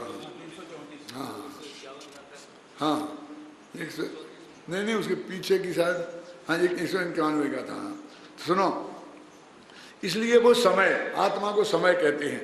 और समस्त नए पक्षों से अमृत एक ज्ञान स्वरूप होने से शुद्ध। अब यहाँ वो राग से रहित शुद्धता नहीं लेना, इन नए के विकल्पों से पार वो निर्विकल्प को शुद्धता के अर्थ में लेना। हर जगह चाय, जहाँ चाय जैसी नहीं लगा सकते शुद्धि, लिखाना था इसमें समस्त नए पक्षों से मिला हुआ नहीं है, माने नए पक्षों के विकल्प से पार है, इस ज्ञान स्वरूप है, इसका अर्थ है शुद्ध। और केवल चिन्ह मात्र वस्तु होने से केवली। केवली माने क्या, कि केवल चिन्ह मात्र है और कुछ नहीं है, समझा ना। और केवल मनन मात्र होने से मुनि, मनन मात्र होने से मुनि, और स्वयं ज्ञान स्वरूप होने से ज्ञानी, और भ्रमण मात्र होने से स्वभाव, अथवा अस्तित्व मात्र होने से सद्भाव। अब स्वभाव के दो अर्थ किए, स्वभाव और सद्भाव, ये अर्थ किए। और कहते, अब देखो पढ़ो, यहां एक बात विशेष ध्यान देने योग्य है कि गाथा की दूसरी पंक्ति में समागत सहाब पद से आत्मख्याति में स्वभाव और सद्भाव ऐसे दो अर्थ किए हैं, और सहाब पद को छोड़कर शेष पंक्ति का अर्थ ही नहीं किया है, लिखा है ना। ये मानो कब लिखी गई थी, 91-2 में। ये 90 से मैंने लिखना शुरू किया था, तो ये पुण्य पाप अधिकार तक आते थे 2-3 वर्ष लग गए होंगे, तो 52-53 में लिखी होगी। कितने वर्ष हो गए, 20 वर्ष होने को आ गए। और आप सब लोगों ने अनुवाद भी किया गुजराती का, और पढ़ा भी, एक एक पंक्ति से पढ़ते हैं, गुरुदेव के वचन पढ़ते हैं। तो इतनी बात पे ध्यान नहीं गया कि देखो इसमें पूजा गया तो नहीं किया, आधी एक पंक्ति छोड़ दी। और हमने तो उस दिन लिखा है, लिख देने के बाद भी नहीं गया तो क्या करें। अब आज बता रहे तो आपका जा रहा है ध्यान, और कल याद रहेगा या नहीं रहेगा इसकी भी गारंटी नहीं है। रहेगा तो बहुत बढ़िया बात है। इसकी एक तरकीब है, लोगों को याद रहे इसकी तरकीब क्या है, वो भी बता दूं। 1 मिनट, 2 ही मिनट हैं अब। इसकी तरकीब क्या है कि हमारा जो ज्ञान का क्षयोपम है उसमें एक प्रकार है कि उस पर जितनी अधिक देर तक उपयोग स्थिर रहेगा तो वो याद हो जाता है, और जितनी और ज़्यादा देर तक रहेगा तो वो पक्का याद हो जाता है। और कम देर रहेगा तो याद नहीं होता है, क्योंकि अपने पहले अवग्रह होता है, फिर यह होती है, फिर अवाय होती है, फिर धारणा होती है। तो अवाय होके रह गया और धारणा में गया ही नहीं, तो यहाँ से निकलते ही भूल जाओगे। तो वो धारणा कैसे बनेगी कि कुछ देर तक आप उसी बात पे सोचते रहें। और आप कैसे सोचेंगे, हम तो आगे बढ़ जाएंगे, तो आपका उपयोग आगे बढ़ना पड़ेगा। तो प्रवचनकार की, अध्यापक की ये ड्यूटी है, किसी न किसी बहाने से वहीं खड़ा रहे, आपको नहीं लगे तो उसी बात को दोहराता रहे तरकीब से। तो हमारी ट्रेनिंग होती ना, वो ट्रेनिंग में हमें विद्यार्थियों को ट्रेन करते हैं कि विद्यार्थियों को मैं 2 ही परिभाषाएं आज पढ़ाना है, तो 1 घंटा में 2 कैसे, हम तो 15 मिनट में पढ़ा देंगे। कि कुछ नहीं, तरकीब से वही बोलते रहना तो बच्चों को याद हो जाएगा। तो तरकीब कैसे लगाना, वो हम तरकीब में सिखाते हैं। देखो हमने बेटा समझ में आया, क्या आ गया तो बोलो। अब बोलोगे तुम नहीं बोल पाओगे, तो फिर हम फिर एक दफे कहने का मौका मिलेगा। अच्छा सुनो आप ध्यान से, तो फिर एक दफे कह देंगे, फिर बोलो। फिर इनने नहीं बोल पाया तो फिर एक दफे कह दिया, फिर इनने बोल दिया, अच्छा ध्यान दो इसने ठीक बोला, क्या बोला ठीक, ये फिर एक दफे कह दिया। ऐसे हम 15 मिनट तक उसको ही घिसते रहेंगे तो सब बच्चों को याद हो जाएगा। और आप फटाफट अगली पे पहुंच जाएंगे तो वो नहीं होगा याद। तो कैसे देना समय, ऐसे चुप हो जाओगे तो वे उस पर ध्यान नहीं देंगे, फिर भी अपने घर की सोचने लगेंगे, ये बगल वाले को चोटियां भरने लगेंगे, ऊधमबाजी शुरू हो जाएगी। उसको समय देना और खाली दिमाग छोड़ना नहीं। मैं किसी से भी पूछ सकता हूं तो वो हर एक सतर्क रहेगा। क्यों, क्या पूछें 2 ही से, क्योंकि किसी से भी पूछ सकता हूं, ये कहोगे तो हर एक का सतर्क रहेगा। जो अध्यापक के विद्यार्थी सब सतर्क रख सकता है वो तरकीब से, तो उसकी क्लास में कभी हो बब्बर नहीं होगा, हो हल्ला नहीं होगा। और जिसने कह दिया कि अब ठीक है ऐसा सोचने लग गया, पढ़ने लग गया, तब तक तो वहाँ बाजार में कोलाहल हो जाएगा, पकड़ नहीं आएगी क्लास की। तो उस चीज को, उपयोग को कुछ थोड़ा देर तक वहां ठहरने देना। ख्याल में है ना? क्या तक आ गए अपन? यहाँ पर वस्तु भेद नहीं है। अब आचार्य जयसेन गाथा के स्पष्टीकरण में जो कुछ कहते हैं उसका भावार्थ इस प्रकार है। भावार्थ क्यों दिखाने, फिर पंक्ति पंक्ति से तुम अर्थ करो, ये सब चक्कर होता है ना। वो पंक्ति पंक्ति से जयसेन में बहुत चक्कर है। वो व्याकरण बताने लगते हैं बीच में, वो नए लगाने लगते हैं बीच में। वो बाल बोधनी टीका है ना, जैसे मैंने आपको बताने लग गया बीच में ना, ऐसा तो फिर वो अर्थ ढंग से नहीं हो पाता है। तो इसलिए मैंने अर्थ अपना लिखा है सब में। देखो एक बताऊं हेमचंद जी, लोग कहते क्या किया है, इतने सबके थे तो भी अमृतचंद का अर्थ मैंने अपनी तरफ से लिखा, सबको खूब देखा और फिर अंदर ले गया और फिर लिखा। ऐसे जयसेन का अर्थ भी मैंने अपनी तरफ से लिखा है इसमें। जो मैंने कल बताया था ना रजनी भाई को कि तुम कर सकते हो तो कर लो, वहां पुराने से कम तुम्हारा चल जाए तो चला लो, यदि ये भाव आ जाए तो ये अर्थ देखो मैंने। अब आपको वैसा नहीं मिलेगा उसमें देखोगे तो। हा? परमार्थ माने उत्कृष्ट पदार्थ, ये अर्थ किया है। अथवा धर्म अर्थ काम और मोक्ष, इन पुरुषार्थों में सर्वोत्कृष्ट मोक्ष पुरुषार्थ रूप पदार्थ, ये उनने ये किया, इनने अलग किया था ना, इनने अलग किया। और अथवा मति श्रुत अवधि मना पर्याय, केवल ज्ञान पर्यायों से सहित निश्चय न का विषयभूत परमात्मा ही परमार्थ है। इस प्रकार दृष्टि का विषयभूत आत्मा ही परमार्थ है, ऐसा अर्थ किया उन्होंने। वहां परमार्थ का वो अर्थ किया था ना, यहाँ ये उन्होंने इतना लंबा किया। तो अथवा अथवा अथवा, तीन अथवा डाल करके। अब एक ध्यान देना इसमें, वो जितने भी अथवा डालेंगे जैसे उसमें एक अमृतचंद वाला अर्थ जरूर डाल देंगे। क्या नहीं आया समझ में? क्यों भी ये कहना चाहते हैं कि मैं अमृतचंद ने जो अर्थ किया उसका विरोध नहीं कर रहा हूं, लेकिन मैं एक और अर्थ बता रहा हूं, ये भी हो सकता है, ये भी हो सकता है, ये भी हो सकता है। क्या ये कितनी विनय की मर्यादा और भय का अभाव।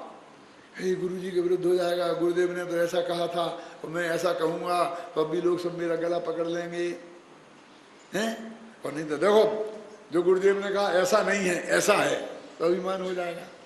तो बताएं गुरुदेव श्री इसका अर्थ ऐसा करते हैं, है ना, और वो सही है, लेकिन इसका अर्थ दूसरा ऐसा भी हो सकता है, एक ऐसा भी हो सकता है, क्योंकि इसमें ऐसा ऐसा है इसलिए ऐसा भी हो सकता। तो विनय पूर्वक दूसरा अर्थ हमारे ख्याल में आ रहा तो हमने अपनी बात भी रख दी। इसमें कहाँ मर्यादा भंग होता है, इसमें कहाँ मर्यादा भंग हुई गुरु की, ख्याल में नहीं ना। देखो वह ज्ञान स्वभावी आत्मा हो गया भाई समय कल के शाम को।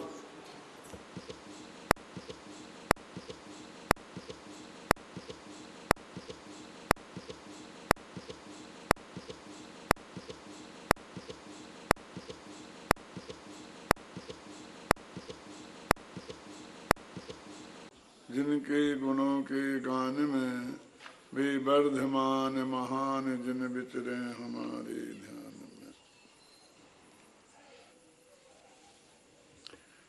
पुण्य पाप अधिकार चल रहा है, गाथा नंबर 151 151 जिसमें आचार्य जयसेन की टीका अपन पढ़ रहे थे। एक पैरा पढ़ा था, पूरे पुण्य पाप अधिकार में सिर्फ इतना ही कहा गया है कि पुण्य और पाप दोनों ही हेय हैं, दोनों ही मुक्ति के मार्ग नहीं हैं। उनसे भिन्न जो भगवान आत्मा है त्रिकाली ध्रुव, उसमें अपनापन और उसका ही ज्ञान ध्यान, इसका नाम शुद्धोपयोग है और वो ही वास्तविक धर्म है। बस इतनी सी ही बात कही गई है, लेकिन ये बात समझ में आने में उतनी कठिन नहीं है, लेकिन चित्त को स्वीकार करने में कठिन है। और फिर उसका उपाय क्या है कि एक चीज को ही अधिक देर तक हम अपने चित्त में घोंटते रहें तो धीरे धीरे वो चीज स्वीकृत होने लगती है। ख्याल में है ना? तो ये पूरे पुण्य पाप अधिकार में जो 20 गाथाएं हैं, अब मान लो ये 20 दिन तक चले, तो 20 दिन तक निरंतर अपने उपयोग में यही चिंतन चले तो ये बात हमारे चित्त में गहराई से उतर सकती है। सुबह मैंने बताया था कि कोई भी चीज को यदि अपनी धारणा में लेना है तो उसके लिए एक सुनिश्चित समय तक हमें उसको देना पड़ेगा, सुनिश्चित समय देना पड़ेगा। और जब तक वो समय उसमें नहीं दिया जाएगा तो वो हमारी धारणा में नहीं आएगा। और उसका उपाय यही है कि हम बार बार उसी बात को विविध अलग अलग तरीकों से सोचते रहें, कहते रहें, तो वो उतने काल तक हमारे उपयोग में ठहरती है। अभी अपन कुंद कुंद को पढ़ते हैं गाथा, फिर उसका अर्थ अमृतचंद्र ने क्या किया वो पढ़ते हैं, फिर उसका अर्थ जयसेन ने क्या किया वो पढ़ते हैं, फिर उसमें कोई विशेष बात नई बात बनारसी दास ने कही हो तो वो पढ़ते हैं, फिर गुरुदेव सिंह ने क्या कहा ये पढ़ते हैं, और फिर अपन निष्कर्ष निकालते हैं। तो आप कहते कई देर वही की बात रिपीट होती है, आपको लगती होती है ना, और वो तो रिपीट तो होनी ही है, क्योंकि उसी गाथा का अर्थ तो बताया है अमरचंद ने, तो रिपीट नहीं होगी तो क्या होगा। फिर जयसेन ने भी उसी गाथा का अर्थ तो बताया है, गुरुदेव श्री उसी का गाथा का मर्म तो खोल रहे हैं। इसलिए आप इससे नहीं घबराना कि बार बार रिपीट होता है। इस स्वाध्याय में रिपीटिशन दोष नहीं है, गुण है। और वो किसके लिए है? क्योंकि वो चीज हमें अपने धारणा तक पहुंचाना है और फिर धारणा से निकाल के हम उसे रोंथते रहें, इसके लिए। सुबह एक बात कही थी कि जब तक कानों से सुनाई देता है जितना सुनना है सुन लो, जब तक आंखों से दिखाई देता है जितना पढ़ना है पढ़ लो। अंत समय में जब आंखें और कान जवाब दे जाएं तो हम इस बात के दरिद्र ना हो कि अब हम क्या करें। हमारे पास इतना माल हो उस चिंतन के लिए कि जिसे हम उसके चिंतन में ही अपना ये देह छोड़ सके, वो हमारी समाधि का निमित्त है। इसलिए इस रिपीटिशन से आप घबराना नहीं कि बार बार वही बात कह रहे, बार बार वही बात कह रहे। दिक्कत तो ये है कि भाई 20 दिन तक वही बात कहेंगे और 21 दिन बाद पूछेंगे तो गाड़ी वहीं की वहीं मिलेगी। दिक्कत करे क्या? एक उदाहरण दिया था बहुत छोटा सा कि हम बहुत अच्छी तरह जानते हैं, शास्त्रों को पढ़कर हमारे चित्त में बिल्कुल भी शंका नहीं है कि हमें ये अनुकूल संयोग रुपया पैसा पुण्य के उदय से मिलता है ना? मानते कि नहीं मानते? लेकिन अब इसके लिए प्रयास करते हैं तो पुण्य की दिशा में करते हैं कि पाप की दिशा में? बताओ। इसके लिए फिर आप दुकान खोलते हैं, धंधा पानी करते हैं, जो बिजनेस करते हैं, उद्योग लगाते हैं, क्यों? तो ये पुण्य है कि पाप की क्रिया है? श्रद्धा तो ये कि पुण्य से मिलेगा और उसके लिए प्रयत्न करते हैं, वो पाप की क्रिया करते हैं। तो फिर भी कोई आदमी आपको ये समझाए भैया इन प्रयत्नों से कुछ नहीं मिलेगा, ये तो पुण्य का उदय आएगा तो सारी अनुकूलता मिलेगी, नहीं आएगा तो नहीं मिलेगी। बड़े बड़े बुद्धिमान लोग वो समझते हैं कि हमने अपनी बुद्धि से पैसा कमाया है, पर पूज्य गुरुदेव श्री के मुख से अपन ने कई दफे नहीं सुना है कि ये सेठ या बुद्धि के बारदान बोलते थे नहीं बोलते थे? और करोड़ों रुपया आ रहा, अरबों रुपया आ रहा है, और बड़े बड़े बुद्धिमान, बड़े बड़े गोल्ड मेडलिस्ट उनके यहाँ नौकरी कर रहे हैं, खड़े हैं, क्यों? और वो सारा काम कर रहे हैं और बस वो अपने आराम से पड़े हैं, क्यों? फरमाते थे नहीं, क्या कहना चाहते थे कि तुम्हारी ये चतुराई से पैसा नहीं आता, तुम्हारे प्रयत्नों से पैसा नहीं आता, वो पूर्ण पुण्य का उदय हो तो आता है। यही बताना चाहते थे ना। और इस सारी जिंदगी कहते रहे और हम भी कहते हैं, लेकिन हम जब भी उस दिशा में प्रयत्न करते हैं तो वो पाप रूप होता है कि पुण्य रूप? सचमुच हम दान देते हैं तो पैसा आएगा इसलिए देते हैं, पूजा करते हैं करते हैं तो कोई बहुत अच्छा काम करते हैं, ये नहीं कह रहा हूं मैं आपको, वो और बुरा हो जाएगा, उसकी चर्चा करेंगे जब। लेकिन तो क्या करें, क्या करें, क्या करें? वो तो ये कहते हैं कि इसका जोड़ना ही अच्छा नहीं है, फिर उसके लिए क्या करें ये उपाय बताएंगे भाई आपको।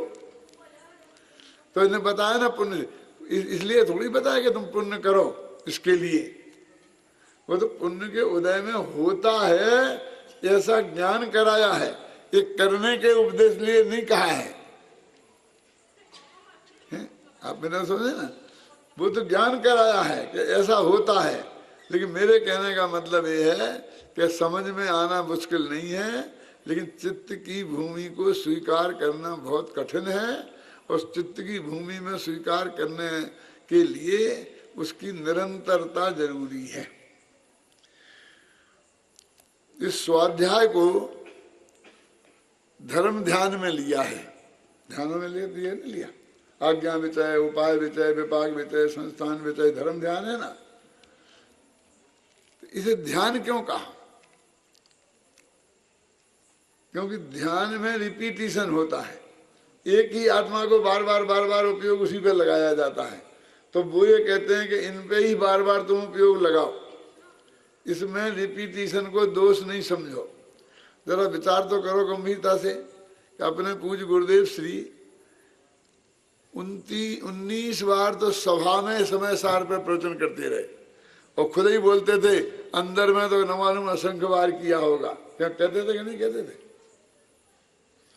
उनको उकताहट नहीं छूटती थी।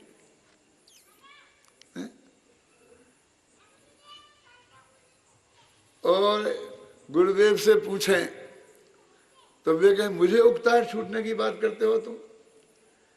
ऋषभदेव एक कोड़ा 10 कितना है 1000 वर्ष कम, एक कोड़ा कोड़ी सागर है कितने, एक कोड़ा 84 लाख पूरब की आयु थी ना, 1 लाख पूरब तक वही आत्मा आत्मा आत्मा आत्मा सुनाते रहे। क्यों? उन्हें नहीं आई घबराहट? और तेरे को एक दफे द्वारा रिपीट हो जाए तो घबराहट छूटती है। देखो मैंने कल सुबह कहा था कि जय सेनाचार्य की एक स्टाइल है कि अमरचंद्राचार्य ने जो अर्थ किया है उसे तो वे स्वीकार करते ही हैं, और अपनी तरफ से भी और जो उन्हें समझ में आता है वो लिख देते हैं। देखो अपन अब पढ़ते हैं पैरा दूसरा, पेज नंबर 335। इस समय की व्याख्या चल रही है। यह ज्ञान स्वभावी आत्मा एक ही साथ अपने गुण पर्यायों को प्राप्त होने से, गुण पर्यायों में परिणमित होने से समय है। ये अलग व्याख्या दी ना। उनने क्या कहा था अमरचंद ने, कोई बताएगा? क्यों बच्चों में से तुम बताओगे कोई? सुबह समझाया था अमरचंद ने भगवान आत्मा को समय कहा है, उसका क्या अर्थ है ये कुछ बताया था ना सुबह। उनने ये कहा था कि जो एक साथ जाने और परिणमे उसे समय कहते हैं। सम उपसर्ग पूर्वक अय धातु है जो गमन के अर्थ में है, और गमन में जिन जिन धातुओं का अर्थ होता है उनका नियम से जानना अर्थ भी होता है, कहा था ना। तो जो जाने और परिणमे दोनों काम करे उसे समय कहते हैं, ये कहा था अमरचंद ने, अर्थ किया था। अपने बहुत विस्तार से अर्थ किया था सुबह, अभी शाम को किसी को याद नहीं है। सच्ची ईमानदारी की बात है कि घर पे खोल के जाके खोल के भी देखा था क्या? घर पे किताब भी है क्या? बोलो कैसे रहेगा?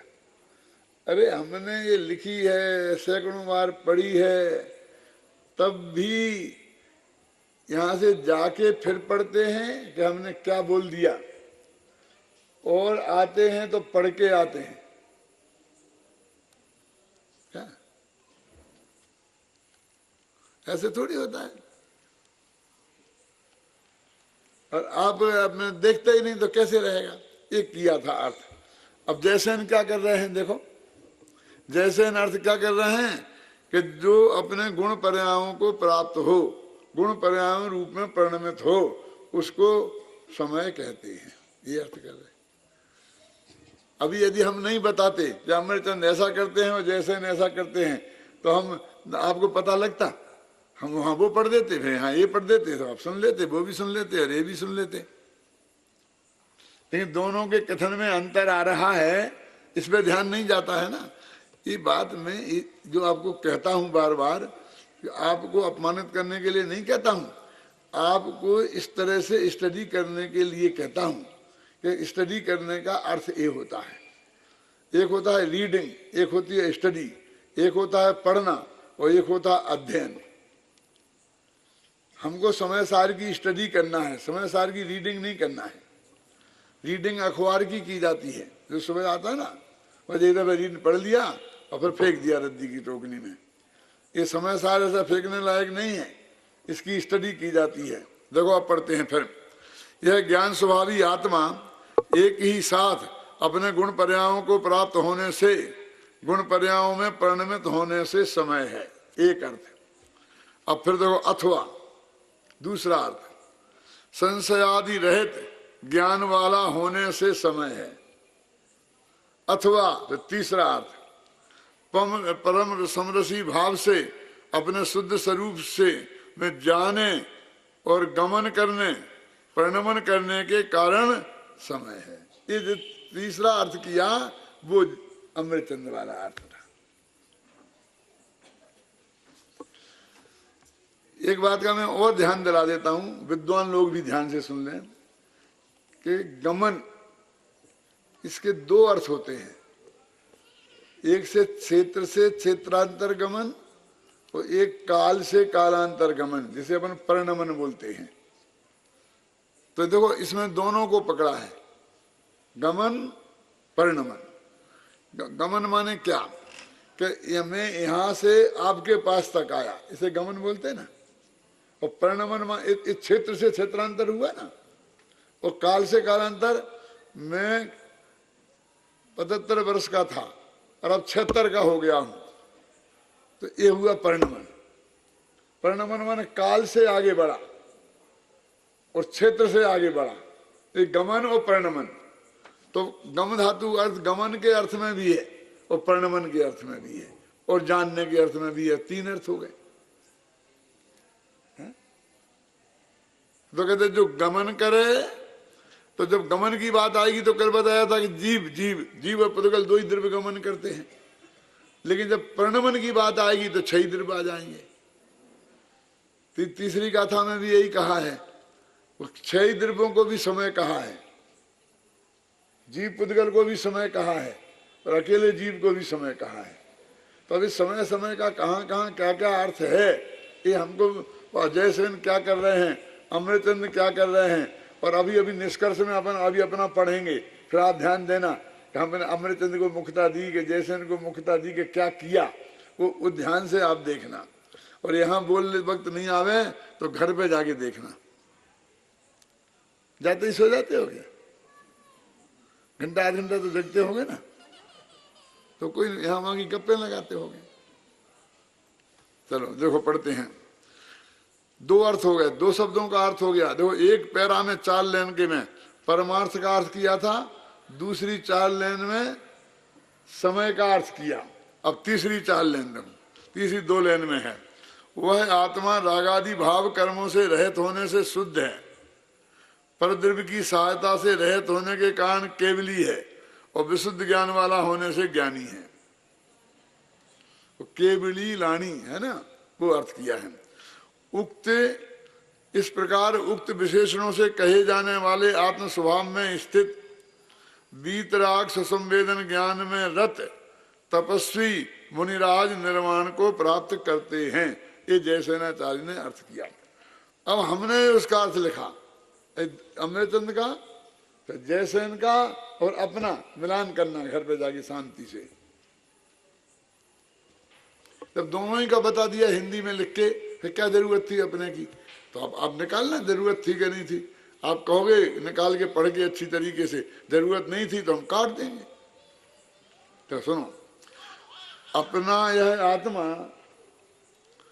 परम पदार्थ होने से, सर्वोत्कृष्ट पदार्थ होने से परमार्थ है। अपने गुण पर्यायों को प्राप्त होने से, एक ही साथ जानने और प्रणमने वाला होने से समय है, अथवा संशय आदि रहित ज्ञान वाला होने से और परम समरसी भाव से अपने शुद्ध स्वभाव में परिणमित होने से समय है। समस्त नए पक्षों से पार एक ज्ञान स्वरूप होने से और रागादि भाव कर्मों से रहित होने से शुद्ध है। केवल चिन्मात्र वस्तु होने से और पर की सहायता की अपेक्षा से रहित होने से केवली है। केवल मनन मात्र भाव स्वभाव होने से मुनि है और स्वयं विशुद्ध ज्ञान स्वभाव स्वरूप होने से ज्ञानी है। अब इसमें क्या किया है मैं ही बता देता हूं कि दोनों को समेट लिया है। दोनों में जो बताया है उनको समाहित करके ये वाक्य बनाया गया है। ये कोई साधारण काम नहीं है। मैं ये कहना चाहता हूँ ऐसे ही नहीं बन जाता है। अब वो एक एक शब्द पे वहां ध्यान रखना है, उनने क्या कहा, उनने क्या कहा, फिर एक एक वाक्य उस प्रकार से गठित करके और फिर ये पैरा लिखा जाता है। अब वो कैसे लिखा जाता है आपको स्टाइल ख्याल में आ जाएगी तो अगली गाथा का आप भी ऐसा निकाल के लिख सकते हैं। समझ तो सकते ही हैं, लिखने की बात जाने दो तो, लेकिन वो स्टाइल समझ में नहीं आएगी तो आप नहीं कर सकते। हमें गुरुदेव के प्रवचन की स्टाइल सीखना चाहिए। सीखना चाहिए माने नकल करने के लिए नहीं कि जब वे गाथा का अर्थ करते हैं तो पहले उसका सामान्य अर्थ कर देते हैं, फिर उसका एक एक शब्द का अर्थ करते हैं, फिर उसको ये बताते हैं, फिर ये बात करते। आप बिल्कुल व्यवस्थित उनके इस प्रवचन की स्टाइल में से निकाला जा सकता है और समझा जा सकता है कि वे किस शैली से करते हैं। तो उससे तो हम निकाल लेते हैं ना कि यहाँ एक लाइन छूट गई है। क्यों छूट गई एक लाइन? इसलिए छूट गई है कि वो अपनी शैली में इस तरह से करते हैं, तो यहाँ पर एक लाइन आनी चाहिए थी और वो लाइन नहीं आई। क्या पता पकड़ सकते हैं।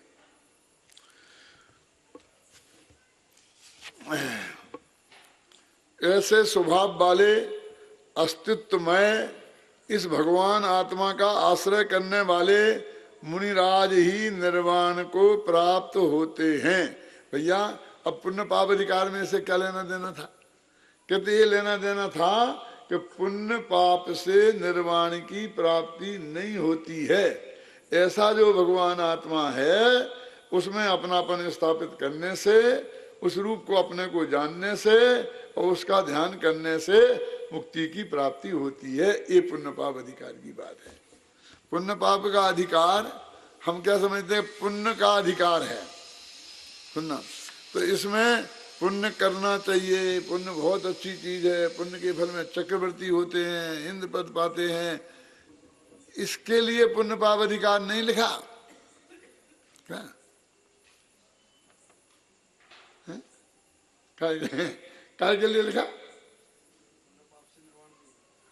कि पुण्य पाप से निर्वाण की प्राप्ति नहीं होती है, निर्वाण की प्राप्ति इन दोनों को छोड़ने से होती है। ये समझाने के लिए पुण्य पाप अधिकार लिखा है। देखो कितनी फर्क पड़ता है। रत्नगण साहब का चार है ना, तो पहला अधिकार है उसका सम्यक दर्शन अधिकार। उसमें कितने छंद हैं? 41 छंद हैं। और अंतर के 7-8 जो छंद हैं उनमें किस बात का वर्णन है? पढ़ा किसी ने? कोई हाथ उठा के बता सकता है? हाथ उठाए बताना चाहता तो साबरा जी बता रहे हैं कि पुण्यवान जीव कहाँ कहाँ पैदा होते हैं। माने पुण्य के फल में आप चक्रवर्ती होंगे, आप इंद्र पद प्राप्त करेंगे, आप नारायण होंगे, आप तीर्थंकर होंगे, ये सब बताया है। अंत के जो 5-6 छंदों में ये बात बताई है नहीं ना। तो इसके लिए बताइए कि तुम्हें चक्रवर्ती होना तो सम्यक दर्शन प्राप्त करो, तुमको इंद्र पद पाना है तो सम्यक दर्शन प्राप्त करो। इसके लिए बताइए, इसके लिए बताई है कि वो सम्यक दृष्टि जब मोक्ष जाएंगे तो रास्ते में ये पद आ सकते हैं। क्या यदि जाने में थोड़ी देर लगेगी, यदि जाने में थोड़ी देर लगेगी तो बीच में ए पद आ सकते हैं। रेलवे स्टेशन पर वेटिंग रूम होता है ना, और आजकल तो मान लो जो फर्स्ट क्लास के पैसेंजर हैं तो उनके लिए एयर कंडीशन वेटिंग रूम होता है ना। तो वो रेलवे स्टेशन पे बनाया है बढ़िया एयर कंडीशन, उस पर एकदम A1 लेटरिन बाथरूम बनाए हैं, बढ़िया बढ़िया बैठने की कुर्सियां रखी हैं, लेटने की जगह बनाई हुई है। काहे के लिए बनाई है?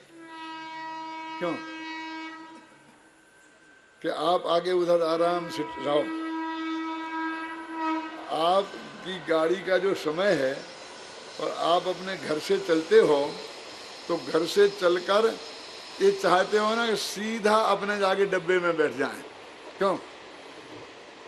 कि 1 घंटा तक वेटिंग रूम में आराम से बैठे, इसके लिए इस हिसाब से जाते हो। बोलो, आप इसलिए जाते हो ना कि हमको तो 1 सेकंड भी नहीं, सीधे डब्बे में बैठे और हम बैठे और गाड़ी चल दे। फिर यदि गाड़ी आधी घंटा खड़ी रहती है तो भी हमें आकुलता होती है। वो हम उसके वेटिंग रूम का यूज करने नहीं जाते, लेकिन वे वेटिंग रूम काहे के लिए हैं? कि गाड़ी लेट हो तो तुम भाग्य से पहले पहुंच गए हो तो क्यों आराम से इस जगह बैठना, तो तपते हुए गर्म लू में प्लेटफार्म पे खड़े नहीं रहना। तो ऐसे ही तुमने मोक्ष की गाड़ी में जा रहे हो तो यदि बीच में रुकना पड़े, सागरों भी रुकना पड़ सकता है, तो बीच में ये इतने बढ़िया बढ़िया वेटिंग रूम बने हैं, इन वेटिंग रूम में ठहरने को मिलेगा इसके लिए। क्यों? यही बात है ना। कोई जाकर के कि अभी घर पे तो अच्छा नहीं है और गर्मी बहुत लगती है और आज बिजली चली गई है, इसलिए अपन जाके रेलवे स्टेशन पर क्यों वेटिंग रूम में जाके सो जाए, सोने देंगे। उस वेटिंग रूम के दरवाजे पर एक आदमी बैठा होगा, वो आपका टिकट देखेगा कि कौन सी गाड़ी का टिकट है और वो लेट है कि नहीं, और तब वो आपको वहां बैठने देगा। वो लिखेगा अपने रजिस्टर में गाड़ी का नंबर और सब बात करके, तब बैठने देगा आपको। वो ऐसे बैठने के लिए नहीं है। सम्मा दर्शन चक्रवर्ती, और अंत में क्या लिखा है ना, अंतिम 41वां छंद है, वो क्या है? क्या? देवेंद्र चक्र महिमान अमेय मानम, राजेंद्र चक्र मधुरी कृत सर्वलोकम, राजेंद्र चक्र मधुरी अविनीन्द्र सरोचनीयम, धर्मेंद्र चक्र मधुरी कृत सर्वलोकम। ये छंद में जब सिद्धचक विधान होता है ना तब सुनाया करता हूं। तो यहाँ सिद्धचक विधान कभी हुआ होगा तो मैंने जरूर सुनाया होगा। क्या लिखा है? इसका अर्थ क्या है? अमेय मानम महिमानम देवेंद्र चक्रम, अपरिमित है महिमा जिसकी, जिसकी महिमा का कोई नाप नहीं किया जा सकता है। अमाप है महिमा जिसकी, ऐसा इंद्र पद देवेंद्र का चक्र। और अवनीन्द्र सरोचनीयम, 32,000 मुकुटबद्ध राजा जिसके चरणों में नमस्कार करते हैं, ऐसा राजेंद्र चक्र माने चक्रवर्ती का चक्र रत्न। और अधीरीकृत सर्वलोकम, सारी दुनिया को छोटा कर दिया है जिसने, ऐसा धर्मेंद्र चक्र तीर्थंकर का धर्म चक्र। 3 हो गए ना, देवेंद्र चक्र, राजेंद्र चक्र और धर्मेंद्र चक्र। देवेंद्र चक्र कैसा है? अमेय मानम महिमानम, अपरिमित महिमा वाला। राजेंद्र चक्र कैसा है? 32,000 मुकुटबद्ध राजा जिसके चरणों में नमस्कार करते हैं। धर्मेंद्र चक्र कैसा है? सारे लोग को जिसने नीचा कर दिया है। कि ये 3 पद पाकर छोड़ने पड़ते हैं। सम्य दृष्टि को ही ये 3 पद मिलते हैं, मिथ्या दृष्टि को नहीं मिलते, इसलिए लिखाई। फिर इन्हें छोड़कर सिद्ध चक्र में शामिल हो जाता है। तो एक चक्र ऐसा है कि जिसमें शामिल होने के बाद फिर उसे छोड़ना नहीं पड़ता। तो असली फल क्या हुआ सम्मा दर्शन का? वो सिद्ध चक्र में शामिल होना। और ये बीच के हैं। यदि हमारा इच्छा ये तो ये इसी भव से मोक्ष चले जाए, लेकिन इस भव से ना जा पाए तो इंद्र हो जाए, उसके अगले भव से नहीं जा पाए तो चक्रवर्ती हो जाए, फिर भी ना जा पाए तो फिर इंद्र हो जाए, फिर भी ना जा पाए तो तीर्थंकर हो जाए, फिर तो चले ही जाएंगे। आप समझ गए ना? ये कोई सम्यक दर्शन के फल नहीं है। क्या सम्यक दर्शन से जो मुक्ति की प्राप्ति होती है, उस मुक्ति के बीच में प्राप्त होने वाली अवस्थाएं हैं। लेकिन जब रत्नगण साविचार पढ़ते हैं, चाहे आप स्वाध्याय करें, चाहे आपके स्कूल में गुरुजी पढ़ाएं, तब इस बात को कोई नहीं बताता है। सब यही बताते हैं, मजा आ जाएगा, देवेंद्र हो जाओगे, राजेंद्र हो जाओगे, ये सारे पद तुम्हें मिल जाएंगे, तुम एकदम मजा आ जाएगा। अब मोक्ष पद तो उसकी समझ में कुछ आता नहीं है कि क्या होता है, और ये सब समझ में आता है। अरे अराबत हाथी पे बैठ के जाएंगे, अरे कैसा मजा आएगा। ये हम बनते हैं पंच कल्याणक में तो 1-1 करोड़ रुपया लगता है, और बस 4-5 दिन के इंद्र बन के रह जाते हैं, और फिर हम बिल्कुल हजारों लाखों वर्ष तक हैं इस देवेंद्र में बन जाएंगे, चक्रवर्ती हो जाएंगे, 32,000 मुकुटबद्ध राजा नमस्ते करेंगे, चरणों में झुकेंगे, जहाँ जाएंगे। क्यों? तीर्थंकर हो जाएंगे तो फिर क्या मजा आ जाएगा। समूह बनेंगे कि मजा आ जाएगा, बस तेरे को ही मिलेंगे नहीं। मजा जिनको आता उन्हें नहीं मिलते, जिन्हें इनमें मजा नहीं आता उन्हें मिलते हैं ये। क्यों? जब तक मैं आपसे बात करता हूं तब तक से पेज पलट जाते हैं। इस गाथा में मुनि शब्द 2 बार आया है। पढ़ो है गाथा तुम्हारे पास? इसमें मुनि शब्द 2 बार आया है।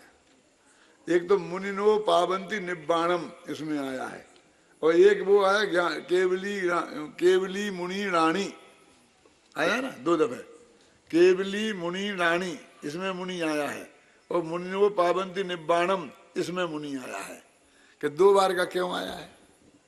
कि एक शब्द 2 बार आया ही नहीं है, ये 2 शब्द हैं अलग अलग। एक का अर्थ है त्रिकाली ध्रुव भगवान आत्मा। पहले मुनि शब्द का अर्थ क्या है? त्रिकाली ध्रुव भगवान आत्मा। और दूसरे मुनि शब्द का अर्थ क्या है? रत्नत्रय से परिणमित 6वें 7वें गुणस्थान में झूलने वाले शुद्धोपयोगी संत। दोनों का अलग अलग अर्थ है ना। उक्त गाथा में मुनि शब्द 2 बार आया है।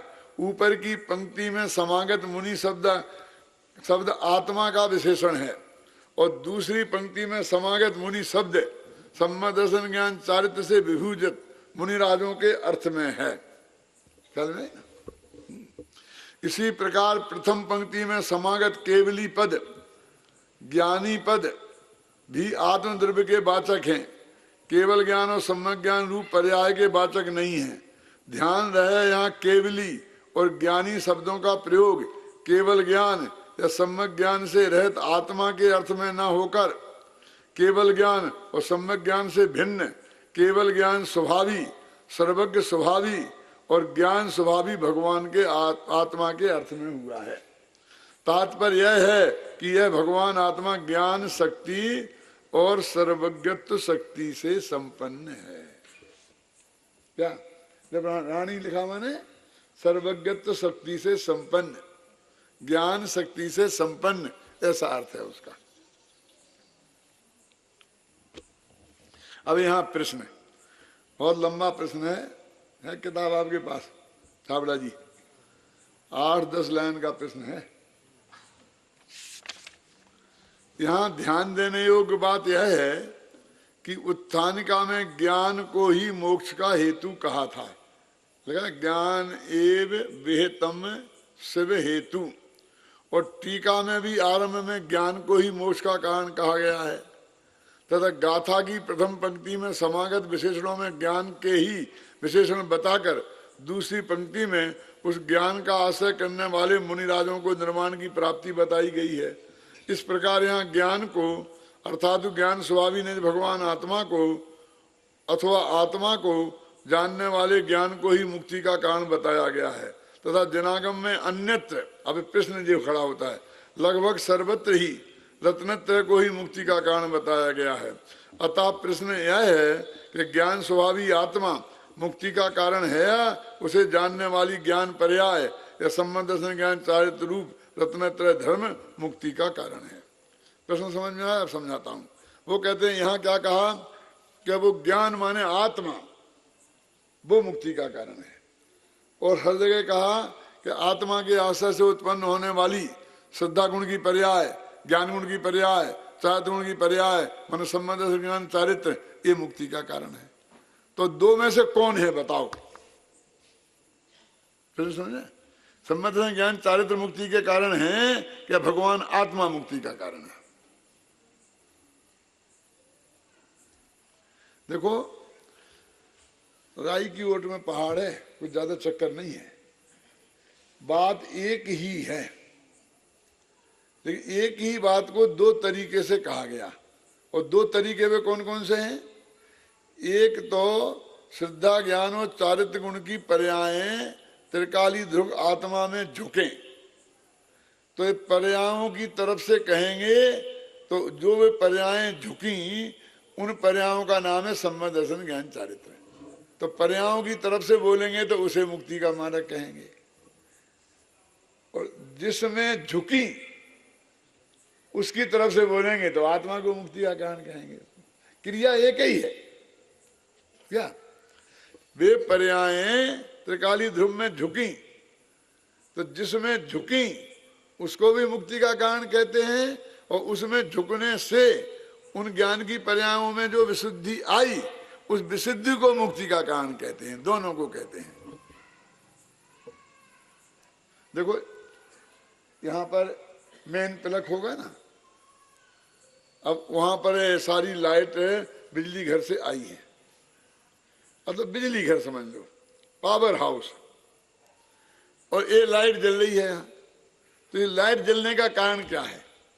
एक तो वो पावर हाउस जिसमें से लाइट यहाँ आई है, ये गलत तो नहीं है, और एक वो तार जो उस पावर हाउस से जुड़ा है और इस लट्टू से जुड़ा है, और बीच में इतना लंबा है क्या विपुल?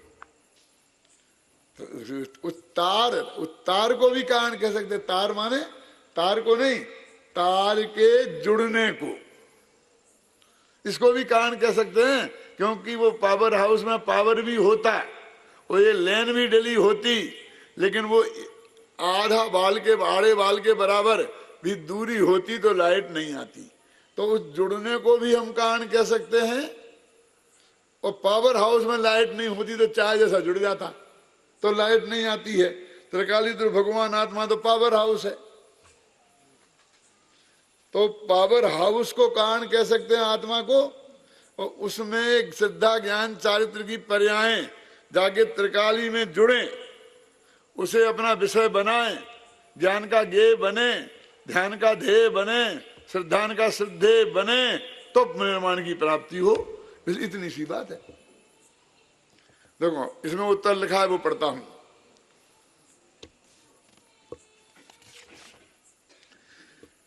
ज्ञान शब्द का प्रयोग विशेष रूप से तीन अर्थों में होता है। एक ज्ञान स्वभावी आत्मद्रव्य के अर्थ में, एक ज्ञान गुण के अर्थ में, एक जानने रूप पर्याय के अर्थ में। जब ज्ञान स्वभावी आत्मद्रव्य के अर्थ में ज्ञान शब्द का प्रयोग हो तो उसे मुक्ति का कारण बताया जाए, तो उसका आशय यह समझना चाहिए कि ज्ञान स्वभावी आत्मा के आश्रय से मुक्ति के मार्ग में गमन होता है, इस कारण उसे मुक्ति का हेतु कहा जा रहा है। पहला हो गया। दूसरा, आत्मा के ज्ञान श्रद्धान और ध्यान से मुक्ति की प्राप्ति होती है, यह तो सर्वमान्य अकाट्य सिद्धांत है। इसी की व्याख्या तीन प्रकार से कथन किया जाता है कि आश्रयभूत आत्मद्रव्य का पर वजन दिया जाता है, तब यह कहा जाता है कि ज्ञान स्वभावी आत्मा ही मुक्ति का हेतु है।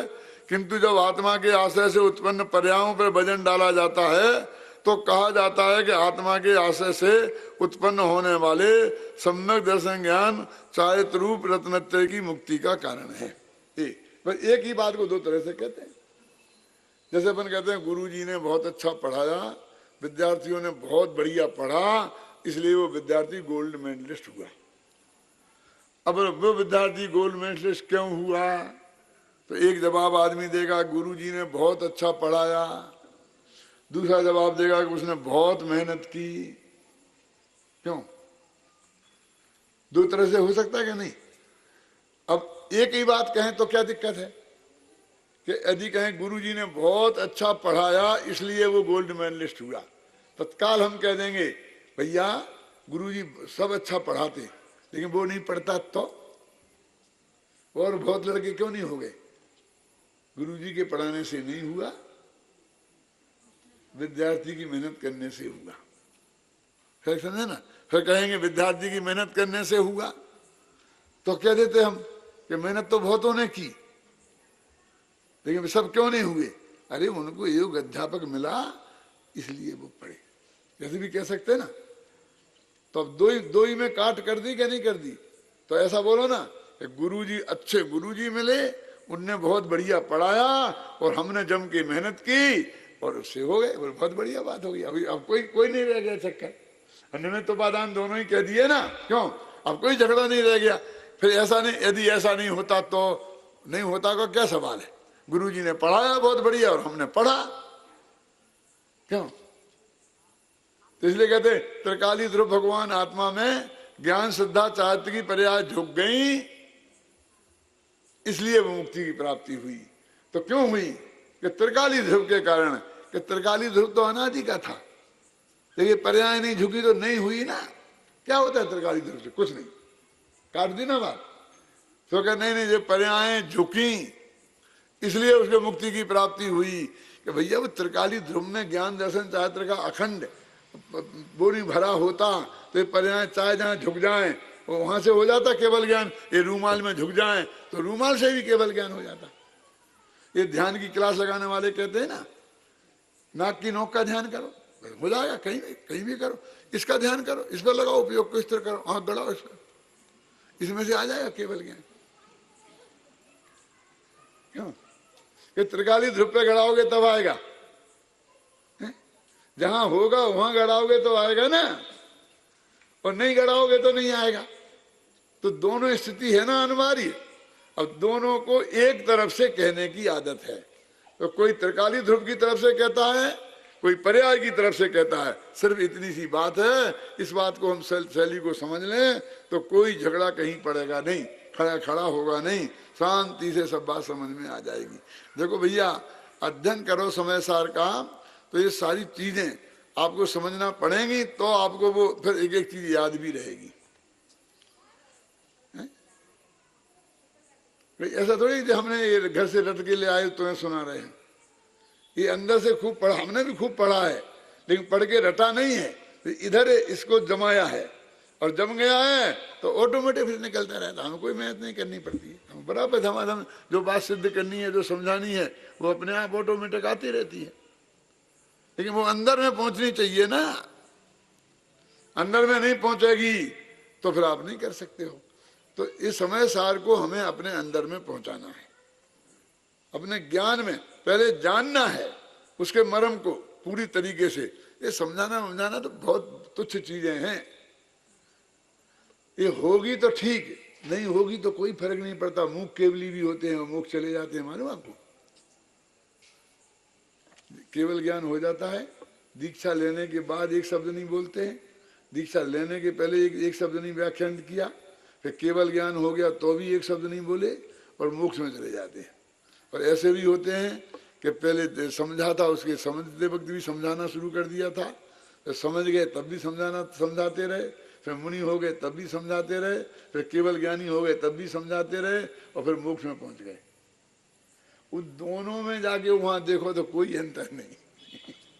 वहां जाके वो समझा के आया है तो उसमें कुछ विशेषता नहीं, और जो बिना समझाए गया उसमें कोई कमी नहीं।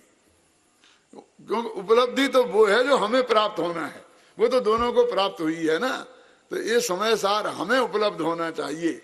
हम दूसरों को समझा पाते हैं कि नहीं, इसका कोई महत्व नहीं है, हमें उपलब्ध हो जाएगा और हमारी पात्रता होगी और समझने वाले जीवों की पात्रता होगी, तो वो समझाने की प्रक्रिया तो सहज अपने आप आ जाएगी। अपने आप आ जाएगी मैंने सहज प्रयत्न होगा और अपने आप आ जाएगी, ऐसा अर्थ है। उसे प्रयत्न साध्य भी कह लो और सहज साध्य भी कह लो। वो प्रयत्न ऐसा नहीं है कोई हाय राम क्या करें कैसे होगा, वो प्रयत्न भी सहज है। क्या वो प्रयत्न भी सहज है। समझाने की कोशिश मत करो, समझने की कोशिश करो। समझने की कोशिश करो तो समझना भी आ जाएगा और समझाना भी आ जाएगा।